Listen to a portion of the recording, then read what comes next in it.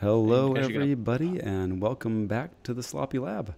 This is Bottom of the Beaker, the show all about the design, Canucks, and strategy of Keyforge, the world's very favorite unique deck game. I'm JT Russell, and no quick draw tonight. We've scared him off, I believe, but I do have a very special guest, the mighty Murph and Fudgeinator, as it were. So, welcome back to Bottom of the Beaker, Murph.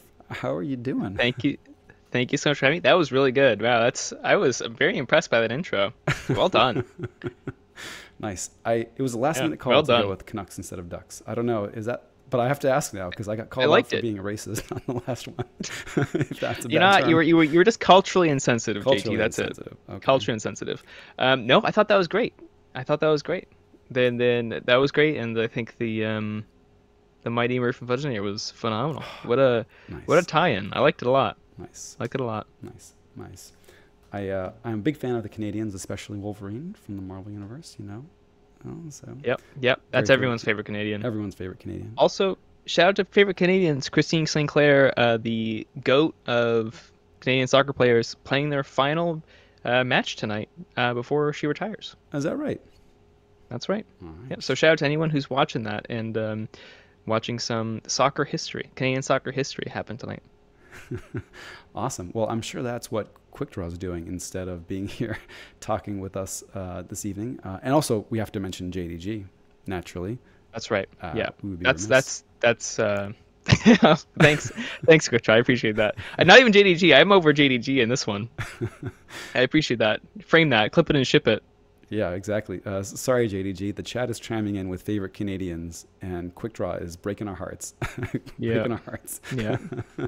This is a sloppy lab work schism happening right in front of everyone's eyes. The drama unfolds. Hmm. Well, folks, we have a super fun episode in store. Actually, one of our goals with this season is to revisit some of the topics that have been popular and kind of continue the discussion, as it were. And Murph, we got a chance to meet at KFC, and you said, "Hey, I'd love to chat some with you all about, making it work with a small collection." And we had a really fun episode last season. I want to say it was episode 32. Yeah. Which was one of our top 10 of all time, with Orion talking about, playing with the budget, working on a budget. And so, yeah, let's keep the conversation going. Let's see what new thoughts we can bring to bear and revisit some of the old topics as well. But you brought it up as a thing that would be cool to talk about. How do you want to dive in? Tee it up for us, my man. Yeah, absolutely. So first, I want to shout out Orion for episode 38. It was episode 38. It was I think it was competing on a budget. Mm-hmm. I know the number because I was listening to it before this podcast earlier today to help prep myself for this one. Nice. So hats off to them. I think they did a really good job on the episode. They're a great content creator. Love them. They did a great job. KFC casting some of the top cut for day 2, and just really really awesome. They the YouTube channel is Flocks them all. Please go check them out.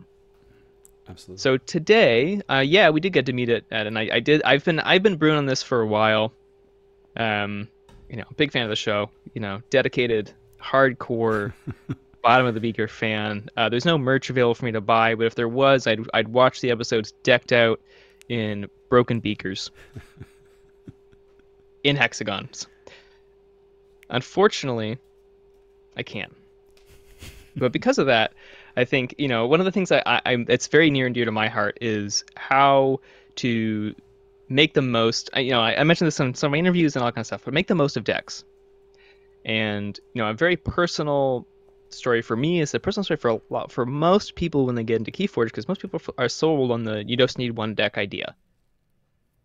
And it's sort of how can people take the I just need one deck and really take it as far as they can go. And that's why I wanted to sort of develop this idea of and sort of put into the ether of Keyforge knowledge, how can we make the most of a small collection? And we should probably define small collections, but when I started playing Keyforge, I had 3 decks. And I started playing, I wanted to compete. Not necessarily, win a Vault Tour. I didn't even know what those were. Hmm. But I wanted to win a game. I wanted to go up against a deck that was good, and have a fair fight against it. And it wasn't such that I didn't have the mindset of I'm gonna go buy the best deck I can and do that. It was I want to take this deck that I opened and do that. And sort of, when I first joined my first season of NKFL back in season 15, I think I had 30 decks. Somewhere between 20 and 30. And I got stomped. I won 3 entire games in the whole season. And, it was an experience. However, I also, it for me because of my expectations going into it, I was sort of expecting to get stopped. I knew more or less what I was up against. And so, with that management of expectations and sort of, I really felt good about how some of my decks performed. I only won three games, but some of the losses were close, and that felt good in the moment. And so, and especially I think a lot of people feel intimidated to enter into competitive spaces in Keyforge because there's so much heat being thrown around all the time. How do people take, 30, 50, 100 decks, 200 decks even, and, take them and shape them, mold them, nurture them to juice every bit of amber control, creature control that they can out of these decks? Hmm. Yeah, totally. I mean, I love this topic, and especially now as we're hoping to see more and more new players come into the game. It's super daunting to come in as a new player and see folks with these massive collections, especially as a new player, and see players with these massive collections. We're on the gearing up for the next ABR season as well, and there are some new folks coming in there. So, I'm just getting going. I don't have that many decks. What's the expectation sort of thing? And boy, when you walk up with 3 decks to your name against folks with decks in the thousands, it's a tall order, right? It's a tall order. Yeah, absolutely. But I will say, especially, in the NKFL or in the Minors League, which I love the Minors League as well, a lot of the players who I think of as some of the, toughest competition, teammates excluded, obviously, are the folks who are really just like jamming their well-known decks really well and eking out all that extra value, really juicing them, as you say. Yeah, it resonates with me, and I think it's a really important kind of note to hit that I don't know, can get, I don't want to say drowned out, but lost a little bit in the acquisition of many decks, right? Yeah. Yeah, and I know one thing that Orion, one of the things with Orion is they said they play every single deck they open. Yes. And that is, well, some people open thousands of decks, and that's not possible. Or, it would take them a lifetime. So I get that. Not everyone can do that. And that's something like SAS is a great tool. But for the people that do or are able to do that, that is the best way to sort of, as a start, to get into it.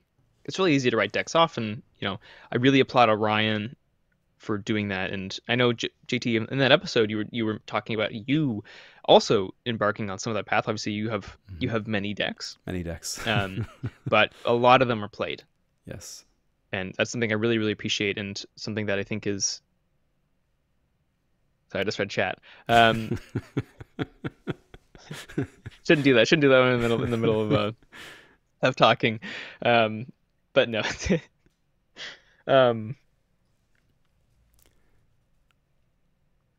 I think that's such a good first step, is getting to know them by playing them, and as you said, jamming those well-known decks is sorry, I keep looking at chat. My apologies.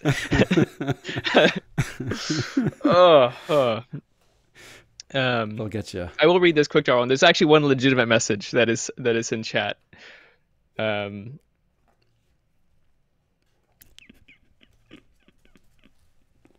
Yeah, quick draws in the chat saying that they try to play every deck that they open that looks interesting. And I think that's, I think that's a good heuristic. that like, sometimes, and the interesting things for me are sometimes very simple. Like, oh, this has a rare I've never seen, Yep. or this has a couple cards that I think maybe are a cool thing and has some recursion that I haven't seen before. All that kind of stuff is you know, interesting. It doesn't need to be like this is a well-known combo in the deck to make it interesting. They can be small, very small things that make it interesting. Even a funny name. Even if my name, I think you've opened some woe decks that really jump off the page, right? Your Antiquities dealer Eaton's Jar Jet comes to mind, but you have a very, very cool Diplomat deck that I actually got to see your match with Zoc Dataforge stream the other day, and that deck do some very cool things. That's probably not a deck that a lot of folks would have played past seeing that there was a diplomat in it. I'm right that it's a diplomat. I'm always confused on the Equidon tokens, but traders steal, diplomats, everybody gains amber. Yes, yes, Yeah, that's right. It is a diplomat token in it. Eyes of Lost in Vamroll, which I know you yes. have Faces Wrath as well. I have. It took down actually one of my very favorite decks featuring Strange Shell that I've since given to Quick Draw because of the Whirlpool. He is a very fitting home for him. But the deck that it took down was no slouch, absolutely no slouch. So I was very impressed at how it did, and stand by what I said before, that I don't think that many folks would have given it maybe even a play after seeing the Diplomat. Yeah, and I know, my approach with WoW, because WoW was my first set where I was able to go into it sort of, and unfortunately it wasn't quite as true as I'd hoped it would be, but I kind of go into it without SAS being as prevalent a force, Mm-hmm. because obviously we were all hoping to get it before. I was hoping to get it before SAS was released for it. That didn't happen. I got it afterwards, but I made a very, very purposeful effort to go through and play. I've only opened like 13 WoW decks, so I still have sealed WoW. Um, but I opened every deck and I've played every deck, and I've played every deck 5, 10 times. Um, and all of that evaluation, they only got uploaded to DOK. Many of them still are not on DOK in my collection, Wow. because they're not going on there until I've made an evaluation on them. And yes, quick draw. All of the WoW in my lineup are decks that I opened. Yep. I was considered for this season 22 of NKFL. I considered 3 decks, WoW decks, to come in. Obviously, my very spicy Antiquities dealer Jar deck. Yep. Prospector Jar, Orb of Wonder. And then I also brought in my Amar's Rebel token and a Eyes Lost in Ramble, which is the Diplomat one. Yeah. Very. But yeah, Very it special was a very ones. active effort to not, yeah, save your deck too. It is a save your deck, yeah. But yeah, it made a very active effort to play every deck, and kind of, especially with how WoW is so surprising sometimes, to really make an effort to evaluate them. With a larger sample size than I normally might evaluate a deck on, or think you need to, and then also sort of not introduce any bias from SAS until I've made a final evaluation on it. Yeah, I'm actually seeing that a number of my WoW decks that are performing really well were initially rated relatively poorly by SAS. It's sort of a set where it feels like it's a little bit harder to see the forest through the trees, as it were. There's a lot that kind of hangs in the balance between creature distribution, what's your main house. That these sorts of things feel like they matter an awful lot and are a little bit harder to capture, or at least in the way that maybe SAS traditionally does things. So I'm 100% in the camp right now of trying to play every single deck that I open. Sloppy Sextet's a great way to do it. My current pool has 6 different sets in it, but I'm like, I don't know. It just kind of feels a little bad now to open a deck and not get the value of playing out of it too. It feels like you've kind of left something on the table, but we'll see if I stick by that once Grim Reminders rolls out. Yeah, always. Yeah, no, absolutely. And I think, in the NKFL this season, I'm the underdog, and I was the underdog last season as well. I bring a lot of low SAS decks. So can do you mind sharing how many decks you have to your name currently? I'd have to It's over 200, but just barely. Um, and I probably have about 7 woe that aren't scanned, or 5 woe. So we're looking at around 220, I think is a safe, rough guess. Okay. 220, Okay. which is no small number. That's a good number, a good number of decks. No, I mean it's a goodly number of decks, especially if you're just getting in and asking how many decks do I need to be competitive. Hearing 200 is probably like a, oh dear sort of a thing. I mean I think I'm at north of 1500, which is more than there are many decks that I have that I don't play, though I definitely enjoy like digging through some of those ones and looking for gems. Like the process of looking for gems that I may have overlooked before is like the thing that I personally enjoy a lot. So some of those, heavily discounted AOA boxes are still turning up surprises for me, which I appreciate a lot. Yeah, and I was very great, very. So I have 87 Mass Mutations decks, Hmm. which make up the lion's share of my collection because I got a lot during the fire sale. Sure. Um, so that was certainly a thing. And the funny thing about that is I didn't get many competitive decks from those fire sale. I actually didn't get any competitive decks from the fire sale boxes. My local store had a fire sale, and that's where I've gotten most of my competitive MM, funnily enough. Um, so as much as yeah, it's interesting where I opened a lot of mass mutations, which is good for me. Um, so it's Dark Tidings at 52 and then MM at 87 are the most sets I've opened. Hmm. Right on. Well, cool. Well, let's, I don't know, circle back to sort of talking about, well, you had in our notes sort of broken things down a little bit by kind of category of play, style of play, as it were, and a big bucket Hmm. that we've been talking about, maybe without naming, is sort of in a competitive setting, right? Very competitively. That's right. Yeah, Um, we've finally given it a name. finally given it a name. Uh, I mean, do you want to lead us into maybe some thinking on the best ways to enjoy or really make it work with a small collection, especially when thinking competitively? I mean, I know you've talked a little bit before, but it sounds like managing or having some sort of expectation management or level setting is kind of important to that experience, at least as you're defining it here. Absolutely. So I mean, I break it into four groups. Yeah, four groups of play. So I hope everyone enjoyed the preamble. Now we're getting to the meat and potatoes of the discussion.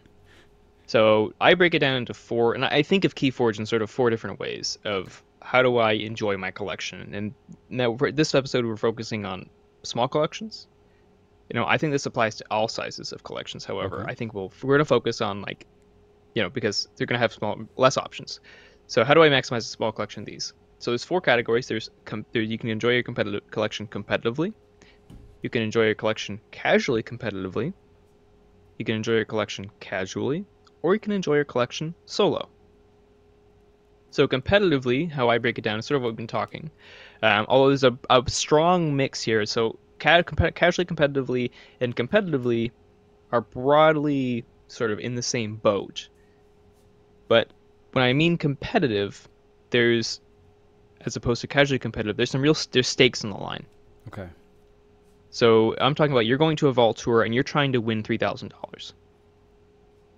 Like there are whatever it is, store championships. You're trying to win an invite for worlds. You're trying to win the store leadership deck. Those seem like they're coming back. So maybe you're trying to win the store leadership deck. You're playing for stakes. And something a little bit more meaningful than just like honor and glory. Okay.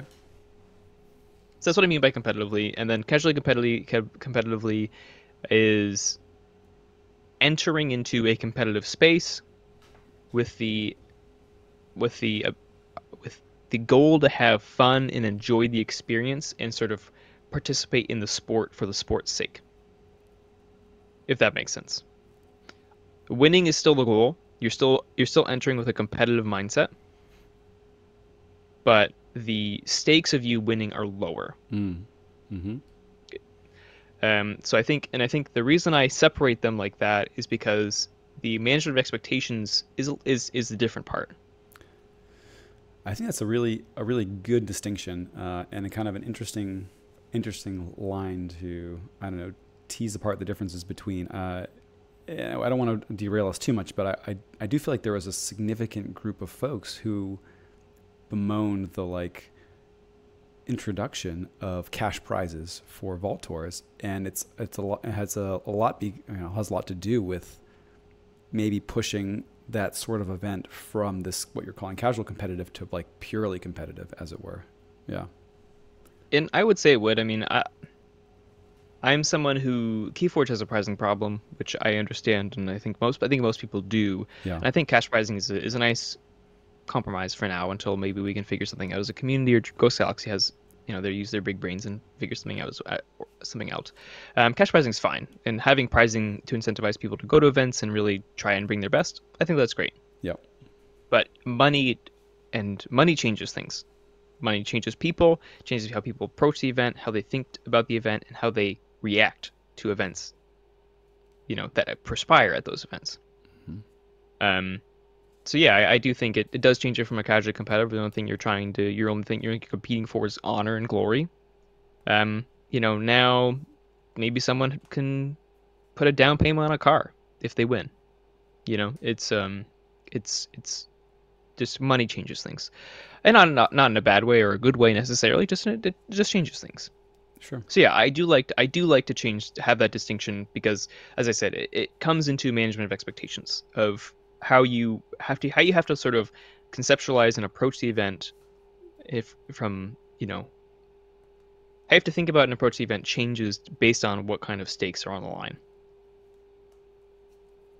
So moving on from those two, which I think is going to be the bulk of our discussion tonight, we have the casual and solo sections. So casual is locals, casual leagues, and again, casual leagues can also be enjoyed casually competitively. Leagues like CAGI, Miners, ABR, I think they're all given a stint of, hey, if people just want to hang out, have fun, play decks they like, this is a wonderful space for them. CAGI's like that, Miners like that, ABR's like that. I'm sure there's others too, but I'm just missing. So I think those leagues are something where you can really go and say, I'm not even trying to win, I just kind of want to play some Keyforge. And I think that's a clear distinction of casual play, is that the goal of the game is to enjoy it. Yep. The goal of the game is not to win. So maybe that plays you're playing your own mini game within it. You can be doing all sorts of things, but the goal isn't to win, it's to have fun. That's casual Keyforge. And actually, shout out to Fabulousing and June / yourself for Keymander, because I think that's now a new, hot, trendy, the kids are all over it, way to play Keyforge that you can do, and the whole point of it is to have fun. No one cares if you win a game of Keymander. If anyone's unfamiliar with the reference, it is a Keyforge version of Commander, which is a 4-person multiplayer format. So really cool. I highly recommend looking it up. I'm sure the producer will put in the show notes. Absolutely. And absolutely. And yeah, shout out to them, because that seems like a really, really, really fun format for casual play, and I'm excited to introduce it at my LGS as well. I didn't get a chance to try it out. I will say that B-Hawk was very disappointed last time he jumped in here, not to get to give a shout out to it, so I'm glad you're doing it now. Haven't tried it yet, but it looked like an awful lot of folks were having an awful lot of fun with it at KFC. Yeah. I got to play at KFC and with Fabulousing themselves, and I lost. I was playing a self-purge deck. Mm-hmm. That was a ton of fun, but I really recommend checking it out for casual play. I think it's great. I think it has a lot of the hallmarks of the good things that Commander has, but being in Keyforge, which is wonderful. Cool. And also it gives value to decks that otherwise don't have value in Unchained and Menagerie, because they're legal for use in it. So that's really cool. I highly recommend it. Go check it out. And they have a TTS mod as well. So if you don't have a local scene, I'm sure you could finally find some people to play it on their Discord server and try it out. Cool. If you enjoy Tabletop Simulator. So moving from there, then we have, if you're not looking to enjoy your competitive collection against another player, you can enjoy it solo. And so, I am someone who plays a lot of solo games. I love playing solo. You can do that through setting up your own tournaments. using your own decks or even outside decks too, right? Because you're the pilot. Doesn't It's single player. No one cares what you do. You can manual mode all 3 keys if you want. Like it's single player. You can do whatever you want. So like setting up tournaments of decks, really fun. I love running gauntlets. I love running solo internal tournaments. It's all really, really fun for me to do that. And it's a really nice time thing too, because I don't need to. No one cares if I move. I leave the computer for 20 minutes to go do something and come back. The game's still there. My opponent isn't rage quit and reported me. So it's really nice to enjoy. And then there's adventures as well. I think the adventures are great. They're really fun to play solo on Tabletop Simulator or in person if you ever get the chance to do that, because it's a puzzle. You get to play different types of decks. It's just fun, and especially in some of them, you're gonna get your teeth kicked in because some of the stuff's really tough. Some of them are tough. Yeah. Some of them are tough, but it's fun. It's a fun solo game, and you can change the rules as you want because it's single player.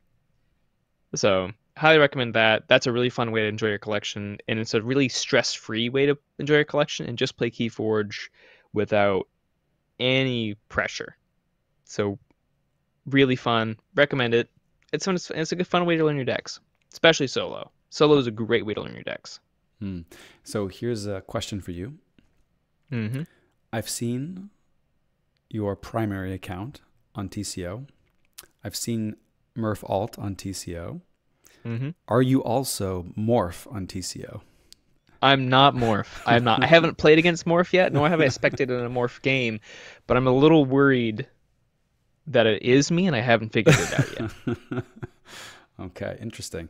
And yeah, I really appreciated this over the last few weeks. I don't know how long it's been since I've started, but the Nordic server, the NKFL server, is running a solo event, and I've been seeing a lot of alt accounts rolling out on TCO, and it's fun to see who's got what alt account. Love the I don't know if you're in this one, Zach, but Black Hole X is a favorite, and a second act has a good one, Final Act, which I really enjoy. I don't know, get a good chuckle out of seeing some of these alt accounts. Yeah, I think Fabulousing has a Fabulowinning Fabulosing alt account. Oh, maybe they have. It's Fabuloosing. That's right. It's Fabulosing, which is a really fun alt account name. Mine's boring. Mine's just Murph Alt. Murph Alt. Yeah. Although you're lucky if you ever get graced by Murph Alt spectating your game instead of Murph. Yeah. You must be playing another game somewhere else. I don't know. That's it. Yeah. Or I'm spectating 2 games at once. You never know. Yeah. On the Sloppy Lab Work team, when the alt accounts start rolling in, there are 2 events going on. Exactly. Yeah. Yeah. Totally. Yep. So that's solo play. I think, and those are the 4. So I'll run it back through. So the 4 categories I personally break down Keyforge play is into solo, casual, casually competitive, and competitive. And those are the 4 distinct categories. I like that. Do you have one? We're going to be digging in, but do you have one that you gravitate towards mostly as we're looking at them? Casually competitive and solo are the 2 that I most personally enjoy. I think I like, I want to let people. I play Keyforge for the sake of playing Keyforge. I like to be competitive for the sake of being competitive. Mm-hmm. I don't need stakes to make the competition enjoyable or worthwhile for me. So it's that's what I gravitate towards most. No, that's cool. I mean, I think I enjoy the stakes just for the sake of them. The reality is, if I'm getting on a plane to go to a vault tour, the EV on winning is not great, Exactly. But be that as it may, still when you're there in the moment, $3,000 on the line is not nothing. Absolutely, that's real monies. That's definitely real monies. But even $500, right? Even $500. Yeah, but yeah, a week's rent or a week's wages for minimum wage. Absolutely. Pretty happy. Absolutely, would be super happy to take down any of those. But yeah, management expectations for competitive. It's tough. I have an interesting question too. That's somewhat tangential. I don't know, and I wrestle with this. Actually, I wrestle this even in my day job, wondering about a similar question. accessibility of the game, and not just to get in and play, but to feel like you have real meaningful shots at the highest levels. And for folks who are not kind of taking notes every episode, yeah, I work in the world of squash, which is a racket sport. I mean, I have a few rackets in my bag when I go to play, right? And a racket's gonna run you $100-$150 easy, right? I mean, and you start asking yourself as you tallying up some of these things, the cost for equipment, shoes, a racket, glasses, whatever, what's the reasonable amount to ask somebody to spend on equipment just to come out and play? And then like, what's a reasonable amount to ask somebody to play or to spend to come out and play at a like world championship level event? And I think those are, maybe a little bit different. But it's interesting to wrestle with. So from a competitive sense, when you're talking about like, hey, we're going to hold a world championship, I don't know, is it different to you? Like what's a reasonable amount to like feel like folks ought to be, I don't know, open to putting out for equipment or for the game in general? I don't know. That's a tough question, I know, but Yeah, and I think so there's some good analogies here too, right? Because I mean, if you're talking about sports, oftentimes, if you want to go play hockey, which is a very equipment intensive sport, yeah, topical because I'm Canadian. sure, If naturally, you want to go play hockey, right, it's if you're playing competitively, especially if you're a goal, we're not going to leave goalies. Goalies are leaving out of this. That's like $1,000. well, they're paying for like teeth replacements for the rest of their life, so it's like well, tangent for a second. You got to pay for helmet. You got to pay for all the pads, right? yeah. It's special. It's special goalie pads, special skates, special stick. Special helmet. You can't use that helmet anywhere else. You can't go ice skating in the helmet. So all that aside, but it's there's equipment rentals typically at venues. You can rent skates, you can rent a helmet, you can rent a stick, you can rent gloves, and also there's a lot of talk about secondary market. There's a lot of secondhand equipment out there. Yeah. And same with, I'm assuming, in squash, I'm sure you can get a rental racket. Is it going to be the best racket in the world? Absolutely not. Far from it. But it allows you to play the game. And Keyforge, obviously, a lot of the community is really happy to loan decks. Yes. And we do see that all the time. I think Keyforge is a little bit different, though, because the decks are sentimental. And so loaning decks is a very different thing than just loaning equipment out. Some people are happy to do it, but some people don't want to do it. So Keyforge gets around that, and the fact that a deck is like $15, they can go buy one deck and they can still play, right? So that's sort of the workaround here, is that if you're just asking people to show up and play, all they need is one deck. All they need is $15 in tokens. You can even share tokens. But to ask them to compete at a world championship level in a traditional sport, I would expect hundreds of dollars on the table. With the exception of maybe running. But even then, you're probably buying really nice running shoes. And I mean, there's a lot that goes into it, because people will say, "Oh, if you want to play chess at the highest level, you don't have to buy anything." Well, is it true though? I mean, even hockey. No. If you were really serious about being a top tier hockey player, you would have been paying for lessons most of your life, lessons and coaches and everything. And if you were a top tier chess player, like, you darn sure have been paying for coaches for a lot of your career as well. So it's tricky, and I think that part of the split that you've put here in the different categories of play, and even some of the thoughts that we've thrown around on pricing, kind of scratches at whether you look at the game as sort of an esport or as more akin to like a board game experience. Because I mean, Richard Garfield has talked about early thoughts on Magic, and I'm not sure if they've said the same about Keyforge, but they kind of expected folks to go in and pay about as much as you would for a board game, right? Like a good board game, not like you're gonna pay $20 for a Monopoly or whatever at Walmart. Yeah, you're not paying $40 for Catan. You're paying for Gloomhaven. Yeah, exactly. And so maybe you've accumulated a display or two worth of decks, a few displays maybe over the course of your time, and in the Magic world, you're still cobbling together pretty scrappy decks.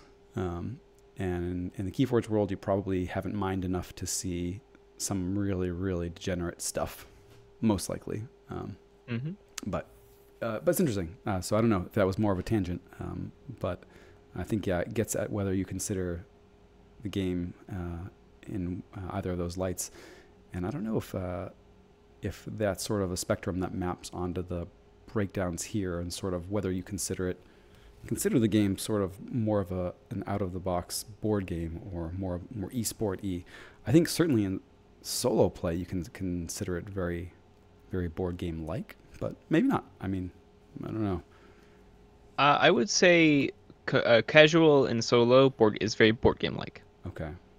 Someone can spend, let's say, $100, $150. They can spend $150. They can buy one, maybe they buy one pretty decent secondary market deck, and then a display of Winds of Exchange. That's pretty reasonable, right? And then they've got 13 decks, and if they're playing solo, the world is limitless for test decks. So there's 3 million test decks. Yep. And then there's the adventures and stuff, and that's at least 13 matches, and the decks can be played different ways. You can do a lot of things with them. So you're doing pretty well there. And then in the casually competitive, the casual side, doesn't matter. Just pick a deck you like and play it a lot. In the casually competitive side, you're not quite getting into like esport range. I think if once you're in competitive, like straight competitive, you're trying to win worlds, trying to win $12,000. Mm-hmm. You had a survey, and I say you, it's an inclusive you of Sloppy Labware combined with Beaker. You had an episode and a survey about what people expected competitive decks to cost. Yep. And if I remember correctly, the number came out to be, I think, around $400. That was right around the medium value. We can double check, and you have to remember too that this was very early on, kind of in us doing bottom of the Beaker things, coming right out of the pandemic times for Keyforge, peak hiatus as it were. And this wasn't like there was no notion of any sort of event where you could win money playing Keyforge. Money, yes, yeah. This is just to win in a competitive event. Yes. Mm-hmm. Yeah, not for the sake of like, okay, now people are trying to play for $12,000. Right. And does that change anything? Maybe not. But it might not change any of the caliber of deck truly that you, or how much money you need to put down. Mm-hmm. I'll kind of leave it at that baseline. I don't think it. Let's say it doesn't. Sure. And that $400 is, because I think that $400 is still pretty reasonable. The $400 is going to get you a really, really good deck. Mm-hmm. Like if you've got $400 to throw around, you can get some real heat if you spend the time to look for it. Totally. Yeah. You can get a couple of hexads worth of real heat. Yeah, and to be clear, I don't think you have to spend that much, right? Like I think if you were gonna drop that much on a deck, you can get a very, very good deck. Yes, absolutely. Yeah, exactly. Or like a good triad, or a good hexad, something like that. So I think once you get into competitive, I think it's more of an esport, and maybe casually competitive as well. It's casually competitive hinges on what your expectations are, and that's where the management of expectations comes. So it's so important for how you enjoy the format, because if you expect to go into world championships with a self-opened, you vote, you opened one display of AOA, and you took the best deck from there, and you go to a vault tour and you say, I'm going to be incredibly disappointed if I don't get first place, you're not going to have a good time. Because I don't care who you are. I don't care if you have the most expensive deck in the world, Pink Fraud. Your odds of winning a vault tour are so low, no one's going to have fun at that event if that's their expectation. Sure. It's especially not going to have fun if you're going in with a deck that, like a small collection deck, and a deck that it is maybe already an underdog. So management of expectations is key to casually competitive, because I think you can be as competitive or casually competitive as you want with as little as you want if your expectations are properly aligned. Okay, that's interesting. That's really interesting. I mean, I don't think there's any kind of dancing around that you're at a disadvantage if you have a small collection versus a player with a larger collection. I mean, let's ignoring like I've got 10 decks, but I only bought the 10 best decks out in the world sort of a thing. Yeah, if I just opened a display of AOA and I rolled into a Vault Tour, I'm at a disadvantage relative to folks who spent time combing the secondary market for gems and are opening displays and displays to find monsters. Yeah, but Yeah. I don't know. I mean, I like this tier a lot because I personally do identify as a very competitive player, but a lot of my competitive nature is kind of inwardly focused, and it's not like, hey, can I beat you? It's like, can I do the cool thing, or can I push this deck farther than it looks like it ought to be pushed on paper, right? Yeah. And I think with that, like, even when I'm bringing some janky AOA, as it were, I do love janky AOA decks. Like, you can have a lot of fun and feel like you're being very competitive doing it. Yeah. Yeah, and one of the things that I've always recommended, people ask me like, oh, like what do I look for in a deck? And I think Zach Armstrong had a quote about this as well in their NARP. I think maybe in the NARP episode. Basically, find a deck where you have fun when you lose. I like that. Because if you're able to do that with a deck, you will play it a lot because you're always having fun. You have fun if you win. You have fun if you lose. And if the whole process is good, you're gonna be incentivized to get better because you're already having fun. How do I have more fun? And like you're gonna naturally want to explore the deck more. You're gonna naturally want to play out different lines, see what you can do with it. So playing a deck that you enjoy playing when you're losing is really important to, I think, some of the enjoyment parts of how do I enjoy a small collection. Because how do you enjoy a small collection? And the enjoyment's the most important part. And you have to enjoy the deck you're playing. If you go on the secondary market and just buy buy 3 decks you hate playing, but they're really good, you're not going to enjoy it, even if you have a small collection. So it's just, find a deck, to borrow this term from Aurora, find a deck you have an affinity for. Yeah, and I love that idea of affinity too. Absolutely.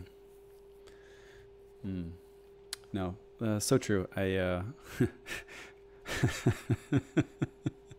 Although most of my teammates would say maybe I shouldn't, because most of the decks that I enjoy fall into the negative play experience category. I mean, we all have our perversions, and yours happens to express itself in Keyforge. Yeah, don't judge. Yeah, there's no kink shaming. No, I mean 30 turn games are great. I think. Yeah. I mean, I love a grindy game. I do love a grindy game. Absolutely. Yeah. You say that now, but we'll see what we play tonight. I don't know. I mean, I'm just glad. I will say I'm just glad I wasn't trapped in that game Lusto was with Quick Draw. I think that would have been while it may have been Quick Draw's favorite game ever, favorite match ever, because I think there was 3 of those games. Oh my gosh. That was my brain would not like that, I think, by the end of it. I can still appreciate, I love a grindy game, but I can still appreciate the match timer as well. Agreed. Yeah, absolutely. Well, I mean, that's cool. And that I think that kind of,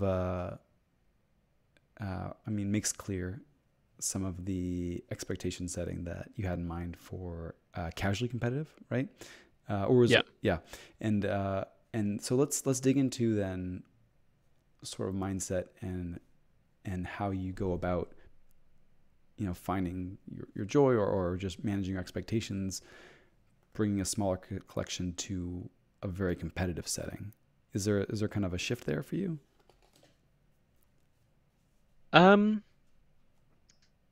So I'll just repeat the question back to you so I make sure I know what I'm answering. Yeah. So sort of the difference between is there a shift of enjoyment between casually competitive and competitive? Yeah, and or specifically as it a relates shift to of expectations. your mindset and expectations. Yeah. Yeah, so I think if I'm going, because I think in terms of competitive events, the competitive events we have available are, I mean, they're pretty limited, right? They're just pretty much just Archon Mm-hmm. right now. So if I'm going into a Archon event saying, first step is what are my expectations? What's my goal? What am I like, what am I why am I going into this event? Typically I'm going to the event to play Keyforge.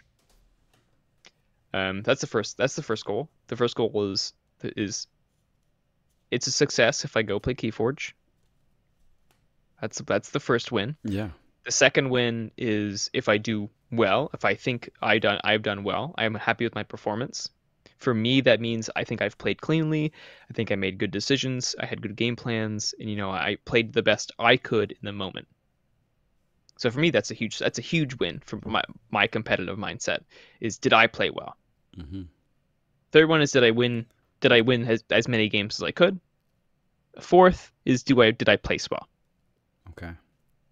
So I think, for myself in a competitive sense, my final placement is the least important thing. Sort of in that order as you listed them. That's the Yeah, importance. that's the order of importance for me for going into an event, which helps soften the blow of any loss. Hmm. Because I'm on the thing that I've haven't achieved is step 4 instead of step 1. Now, if you are someone who's not to throw any shade here, but this is a reference, as an example. If you're someone who maybe spent a lot of money on a deck, Mm-hmm. trying to recoup some of that value by winning, that might be goal 2, right? Sure. And if you don't do that, it's not going to be as good a time if you don't make that.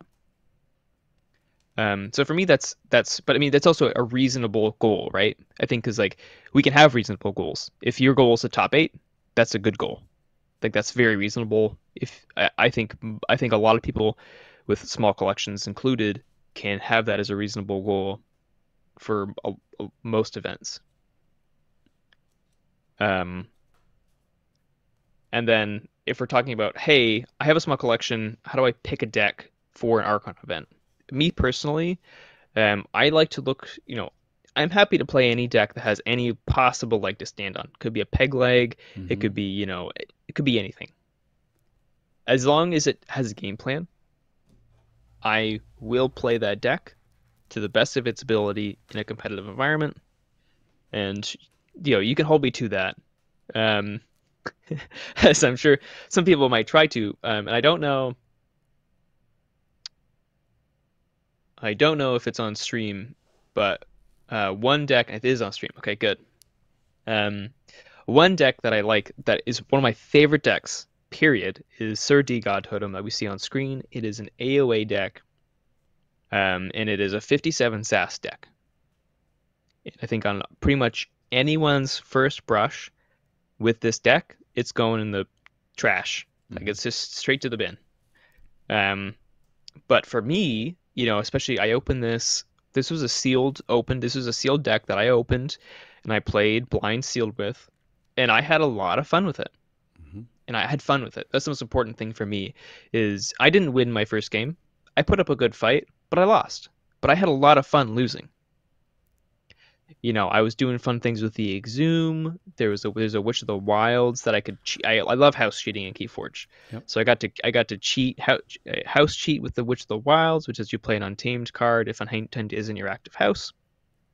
It's got Glimmer Lock. It can Glimmer Lock with a Nature's Call and Glimmer, and just tons of fun things. Got Plague Rats. Love Plague Rats. People are sleeping on Plague Rats. And it doesn't even have Plague Rat Payoff. As I was talking to JT earlier, before the stream, it doesn't have Plague Rat Payoff. It doesn't have Myceline's Amber. It doesn't have a Misery Exploit. It doesn't have a Healing Blast. Cleansing Wave. That's the name of the card. Mm-hmm. There's no payoff for the rats pinging damage. The rats are just creature control, and it's just this deck is just fun. And and the strategy here is it's a crush deck. It's got 19 expected Amber, which isn't anything to write home about. It's got 14 seat, which is also nothing to write home about. I think the one thing it does have is 18 pips, which is you're pretty happy to see that in a deck. Yes. Yes. But this deck, I bring this to my locals. I play this on TCO. It is a deck that will and can beat high 70s. It beats 80s. I don't know if it's ever beat a 90, but let's say it beats 90s. I saw it happen one time. There we go. There we go. We got we got eyewitness. And it beats good decks. Does it going to beat great decks? I don't know. I haven't really pushed it that hard. I'm sure it could. I have a lot of faith in this deck, but this is a deck where I think from playing it, it is a deck that you can really, if you've played it enough, you can squeeze a lot of value out of some not good cards. It's good to be bad, as your episode was, two episodes ago, I think. Maybe last episode. 2 episodes ago, as No, of tonight. 2 episodes ago. That's right. Yeah, that's right. That's right. So, it has a lot of bad cards, but you can make the bad cards work to get value out of them, and I love doing that in Keyforge. And this is a deck where, I think this is a good example of, is this going to go in my NKFL set? Not this, not in any season beforehand, but it may have when I joined in season 15. If I had it opened it then, I may have played it then, because this deck is a deck that I do have confidence can perform in a competitive setting, even though it's not a deck I would call a competitive deck, but it's a deck that can perform. Yeah, and I mean, you've played an awful lot, so you'll learn how to squeak a lot of value out. I love especially decks that are very dynamic and have lots of, say, recursion, which is one of the reasons why I love AOA. It produces a lot of decks that have small values for you to eke out, provide lots of opportunities for dynamic play, and also do have recursion. So you see things like Song of Spring, and you kind of say, ho hum, it's a pip most of the time, but alongside, say, Glimmers, it becomes an engine, right? Especially with the Nature's Call lurking. So super cool. I mean, and I love seeing things like Plague Rats paired with what do we have? Sucker Punch, even. Like you can put things in range. There's lots of value to eke out, and I think where am I driving with this? If you're looking for some of these decks that may be in your collection and you're wondering which of them can punch up, I mean, you mentioned the pips, but my kind of overarching thing is, try to imagine a matchup and explain to yourself how you won, even though you haven't played it yet, right? How did it win? And if you can like find a story that you believe, like, okay, there's a thing there, and I mean, maybe Sir God Totem. Yeah, it jams a lot of pips, but you've got the Glimlock, and like just that alone is like an angle that you can push towards, right? And like, if you said, hey, folks on my team, whoever, like, I took Sir God Totem and Glimlock him, and that was it. And they're like, oh, like, yeah, I believe that, like totally.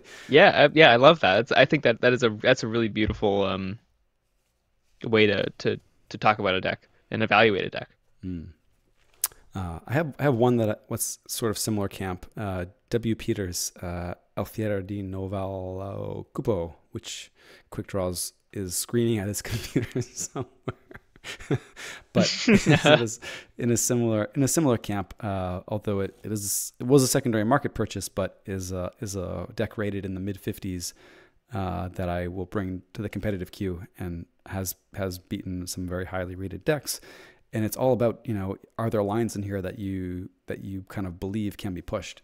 And if that's the case, and then, and I'm looking at it now, and I think, I full-heartedly believe there are lines in this deck where I can see it winning. Mm-hmm. No Glimmer. Poor Coda being glimmerless. What can you do? But it would be nice. Cool. Well. Yeah. You so had a I couple think other decks too that I don't know if you wanted to run through any other ones on the same camp, or. I certainly can. Yeah, because I think before. So I'll tie this in a little bit before we move on to more just sure, please. throwing decks at the listeners. Because one thing I think that if we move on to for competitive events is that I really do think as long as the deck has a game plan, as we saw with W. Peters, and we also saw with God Totem, Like those have a game plan, as you said. Like you can talk through the deck, talk through a potential matchup, and say how it wins. If it can do that, you can bring it to an event with the as you know as the with the expectations I've sort of laid out earlier, and you can get some wins, right? Maybe you need to get lucky, but that's every card game. That's every game of Keyforge you need to get lucky in. Totally. So maybe you need to get lucky, but you can win. And if your goal is go there, play the best you can, play cleanly, eke the most out of your deck you can, and try and get some wins, you can do that. Have a really great time. And I believe you can get some wins. I believe you can top 8. Mm-hmm. Might not happen most times, but it can happen. You know, and so I think there are decks in your collection, regardless of the size, where they have a game plan that you can play into, play towards, and win a game with against good decks. And, I believe that for collections of any size, one deck even. I think that deck probably has a game plan because somehow There's something. this in the Wild West of Keyforge, decks are competent. Most decks are competent. So yeah, I just really believe that, and I think we can extend that into some more. I have 2 more decks, I think, but I don't know if we'll get to both of them. But I have 2 more decks that I put in that camp of 2 of them. The next 2 are decks. One of them has been in my NKFL lineups, which is going to lead into another point I have about competitive formats and being a casually competitive player, competitive player with a small collection. And both of them, one of them's been considered for like many seasons in a row, which is the Dark Tidings deck, which we'll get to, and then another one has been in my lineup, which is another AOA deck. Love AOA. But I think before I do that, I think I'd like to take a moment and talk about formats you can play to help you to put yourself in a better competitive play situation with a small collection. And as you said sort of earlier on the show, a player with a small collection is always at a disadvantage to a player with a larger collection. It's just how the game of Keyforge works. SASCAP events, anything. A player with a larger collection is going to be advantaged. Now, there are formats which nullified some of this advantage, and just to name a few of them, I guess there's kind of 2 categories of formats, and I'd say formats that have a banning and selection phase and have decks unplayed. Which, we've talked about a lot. I've talked a lot about my channel. You've talked about it a lot on Bottom of the Beaker. Formats like Nordic Hexset or Triad Best of 1. Yes. And then there's the deck bidding / swapping formats. And those are things like Adaptive, Tesla, Newton, Moirai, those sort of formats. And they're doing it in different ways, but they're still, if you're a small collection, you are in a better spot to compete in those formats than you are in something like Open Archon or Open Alliance. And I think that's largely because the requirements for the deck are less. Decks have to do less things on a whole.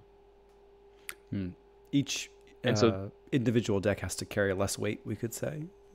Yeah, I think that's a great way of saying it. Yeah, each deck does have to do less weight, and each deck can be a role player. Sure. Right, because I think one of the hallmarks of these budget decks, that I'll call them, like God Totem, right? God Totem has 1.3A. Has no artifact control, right? I think a large piece of budget decks is they lack in some form or another in their ability to respond to the opponent. Interesting. And if the deck can choose its matchups, or the deck has some control over it, then it's going to be able to put itself, or the pilot is going to be able to put it in a better position. So I think that is a really, really great way. That's why I love those formats. Like, I really love those formats because they allow for this depth and greater breadth of decks to be used and try to find a home and life where they can live to the fullest, and not that actually have like a real purpose rather than just being like, oh well, I'm doing the best I can with what I got. These have a real purpose in a triad lineup or a hexad lineup, or they're like, this is a great adaptive deck. Like they have a home that isn't just I'm going to do the best I can. It's well, now these are perfect for this spot. Yeah, absolutely. Absolutely. You have Um, I love all of the banning selection formats that get leave decks out. I mean, you give decks a chance to be played when they shine and be benched when they don't, I guess. And exactly. that really gives a little bit of a leg up to folks who may be bringing a lineup where decks don't shine in every situation, right? And Yeah.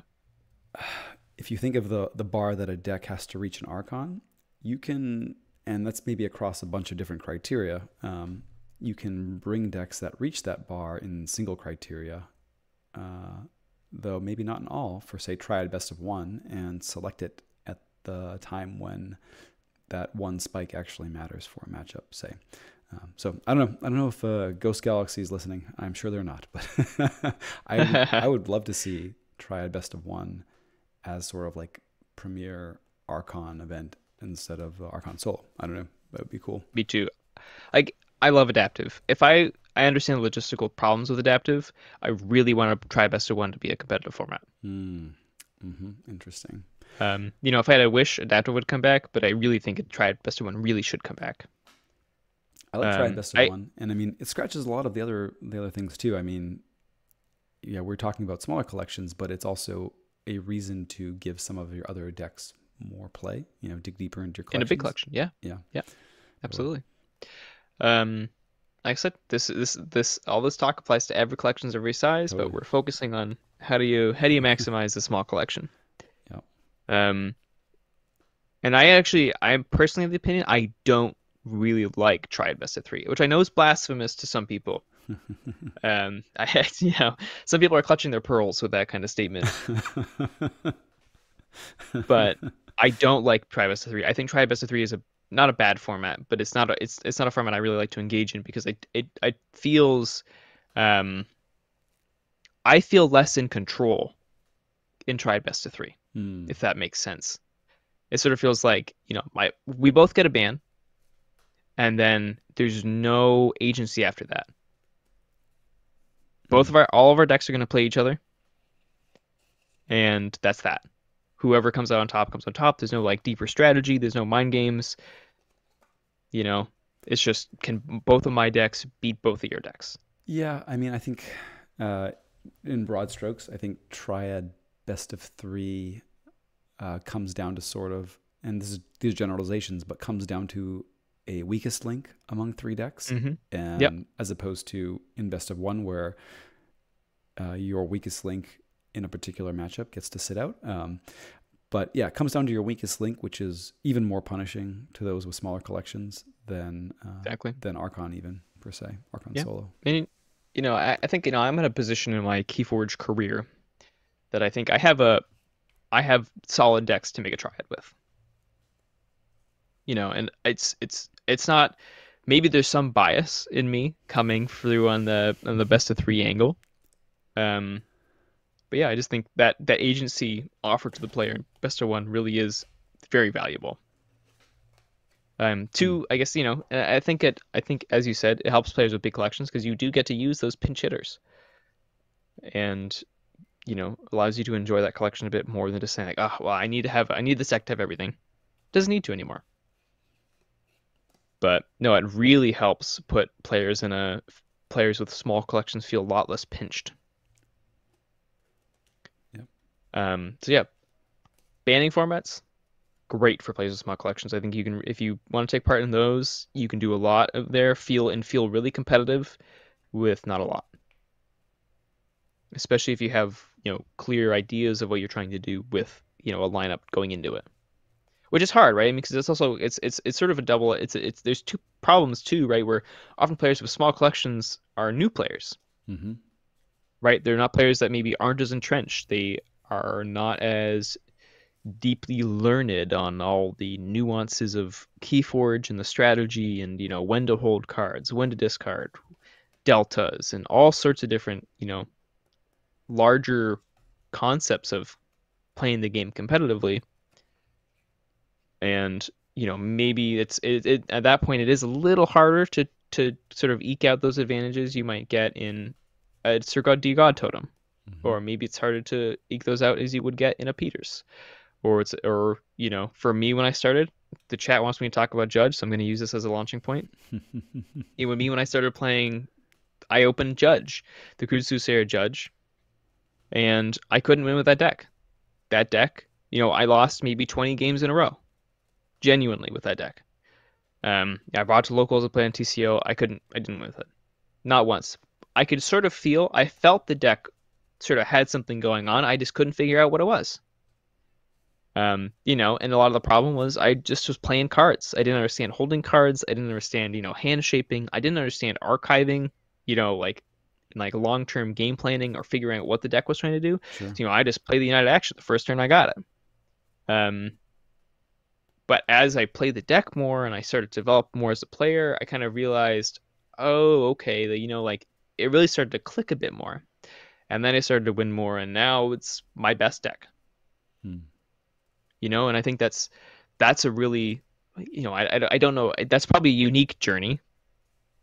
You know, I'm sure not everyone has got opened their one of their first decks ever opened has become one of their best decks.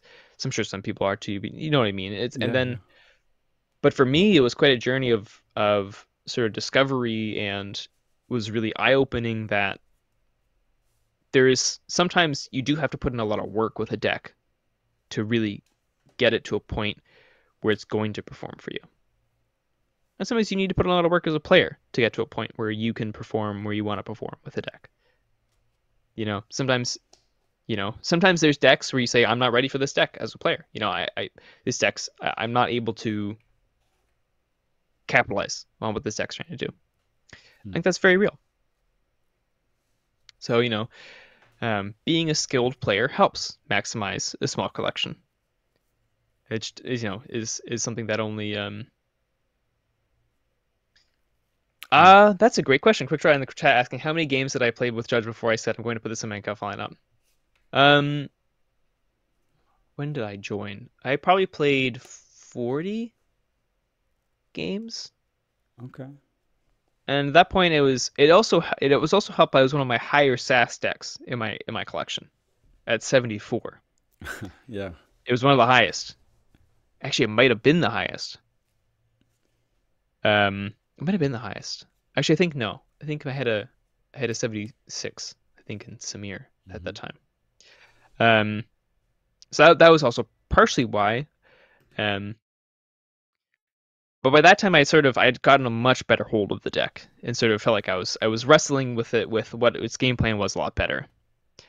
Um, which I guess has led me to always be a combo player and was the reason why I always play around infighting no matter what the deck I'm facing is Build good or habits. playing. Yeah. It's just had such an ingrained habit in me. Um,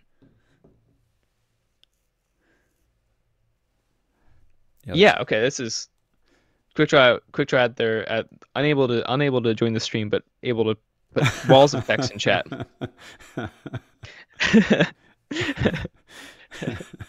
So we'll take a detour here and we'll do a bit of a deep dive on Judge. Because yeah, as Quick Draw says in the chat, right, it is a very unassuming deck list. You know, I people always tell me people so many times people have told me playing it in competitive scenes, they're like, wow, I don't understand what this deck wants to do. You know, like this deck didn't look like anything. Um, some people are like, I don't know what these cards even are. mm-hmm. You know, there's lots of things, and it does have a lot of depth. And you know, it's there's so many small pieces to Judge, kind of like Sir D God Totem, right? As you said, it's a very dynamic deck where there's a lot of stuff going on, and you've got to take some weird turns. You got to do some hand shaping. You kind of have to be able to pivot the game plan of the deck sort of from turn to turn. And in response to what your opponent's doing, it's like, well, I got to pick a bad turn because I need. And I think I really liked Quick Draw's discussion of rush decks and the calculations that you do because you have to do. And your whole visualization episode was really, you know, the whole time it's like, wow, this is what I do. You know, I'm thinking of like what I do with Judge, you know, and sometimes with Judge, you're calculating, you know, 4 turns ahead and saying, how much tempo do I need to give my opponent so I can win? Hmm. You know, how much can I let them have so I can win? Because it's rarely a question of I'm going to win, just a stomp. If Judge high rolls, it can be a stomp. You know what I mean? Like it's often a game of how much rope and slack can I give them before it's time to reel them in and forge and cheat my keys and do all that stuff. A lot of math going on, a lot of like visualization of odds on deck draws and um checking how many houses are left and like trying to filter cards appropriately, Sure. when to move cards, especially because some of the resources are very limited too. When do I use submersive principle? Do I even raise the tide? Sometimes you don't even raise the tide for submersive principle. It's sort of a question of you used to say, you know what, I'm going to use it now, take them off 6, stall that second key, and wait until I can raise the tide with my amberbacks because I can't afford chains in this matchup. So there's lots of small things that you need to eke out of Judge, which is why I use Judge and Adaptive, and I've started using Judge and Adaptive, Mm-hmm. and it has done really well for me. I got a lot of 2-0s with Judge, Sure. and and no shade thrown on my opponents. I think one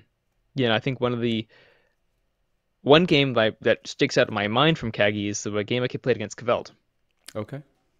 And because how they played the deck was, I was watching them play the deck, and I said, "Wow, like this is," unfortunately for them, a way that was really suboptimal to play Judge. Hmm. But what they were doing oftentimes seemed like they were kind of hand and boarding the deck. Sure. They played the Key Frog out, they played the Infighting out, they sort of just get as much value from each hand as they could, rather than trying to get as much value from the deck as they could. And it was a very interesting thing because Kveld's a very good player. And that was just a really interesting moment of saying like, man, it's just like it's such a seeing the deck played in that way. And I'm sure that's how I played it when Sure. not too long ago. Sure. Um, and just the deck behaves so differently. The deck looks terrible. It doesn't look good. And it can still do things, right? It still has lots of pips, but it just looks like a very different deck. Yeah, and I will out myself. You've been too polite than to do it, but I believe you 2-0'd me with Judge when we encountered each other in Kagi. So that was very, very cool, and I felt much clunkier in my hands than it seemed in yours. So hats off to you there, and I really like this deck, your experience with this deck, especially in formats like Adaptive, as it relates to our topic and the idea of eking out, as much value as you can, and to make a really like, I don't know, cheesy analogy back to Keyforge as a racing game. As a runner, as like an athlete, you talk a lot about your fitness being the one thing that you can control going into a match. Like game day, like things are going to happen. Like you're going to get a weird bounce, a ground ball is going to take a weird bounce, or like RNG is going to happen. But if you're, coming in at being as fit as you can, having put in as much practice as you can, is like, those are all things that you can control before the match even starts. And those are the sorts of things, call it getting reps, reviewing a deck with your teammate, whatever. Those are the sorts of things that you can really do to make sure that you're getting as much as you can out of a deck. And, in the context of making it work with a small collection, like that's a big part of it. Like don't leave value on the table if you're needing to be punching up, right? Exactly. Yeah, exactly. I think it's exactly the whole crux of this thing is if your decks are the underdog, in one way or another, then you need to know how to both pilot the deck to get the most out of it, and also try and, you're playing Red Rover you're in like third grade and you're playing Red Rover with the eighth graders. You've got to find the weak spot in the line to try and break through. Yeah. Because if you just go at it and don't think about it, you're not going to get through to those. For a little schoolyard analogy. There you go. I like it. But it really is something that is you can certainly punch up. It needs to be intentional. Yeah. Yeah. And yeah, and I think to Quickdraw's point about DT, DT does offer a lot of DT and AOA. I think the sets that offer that the most. I think there's a lot of small pieces of value that can be gained from Dark Tidings and Age of Ascension that aren't as prevalent in other sets, but that if they're done, it's a lot of small advantage that ends up being way greater than the sum of its parts and allowing decks to punch up in ways that they shouldn't be otherwise. Hmm.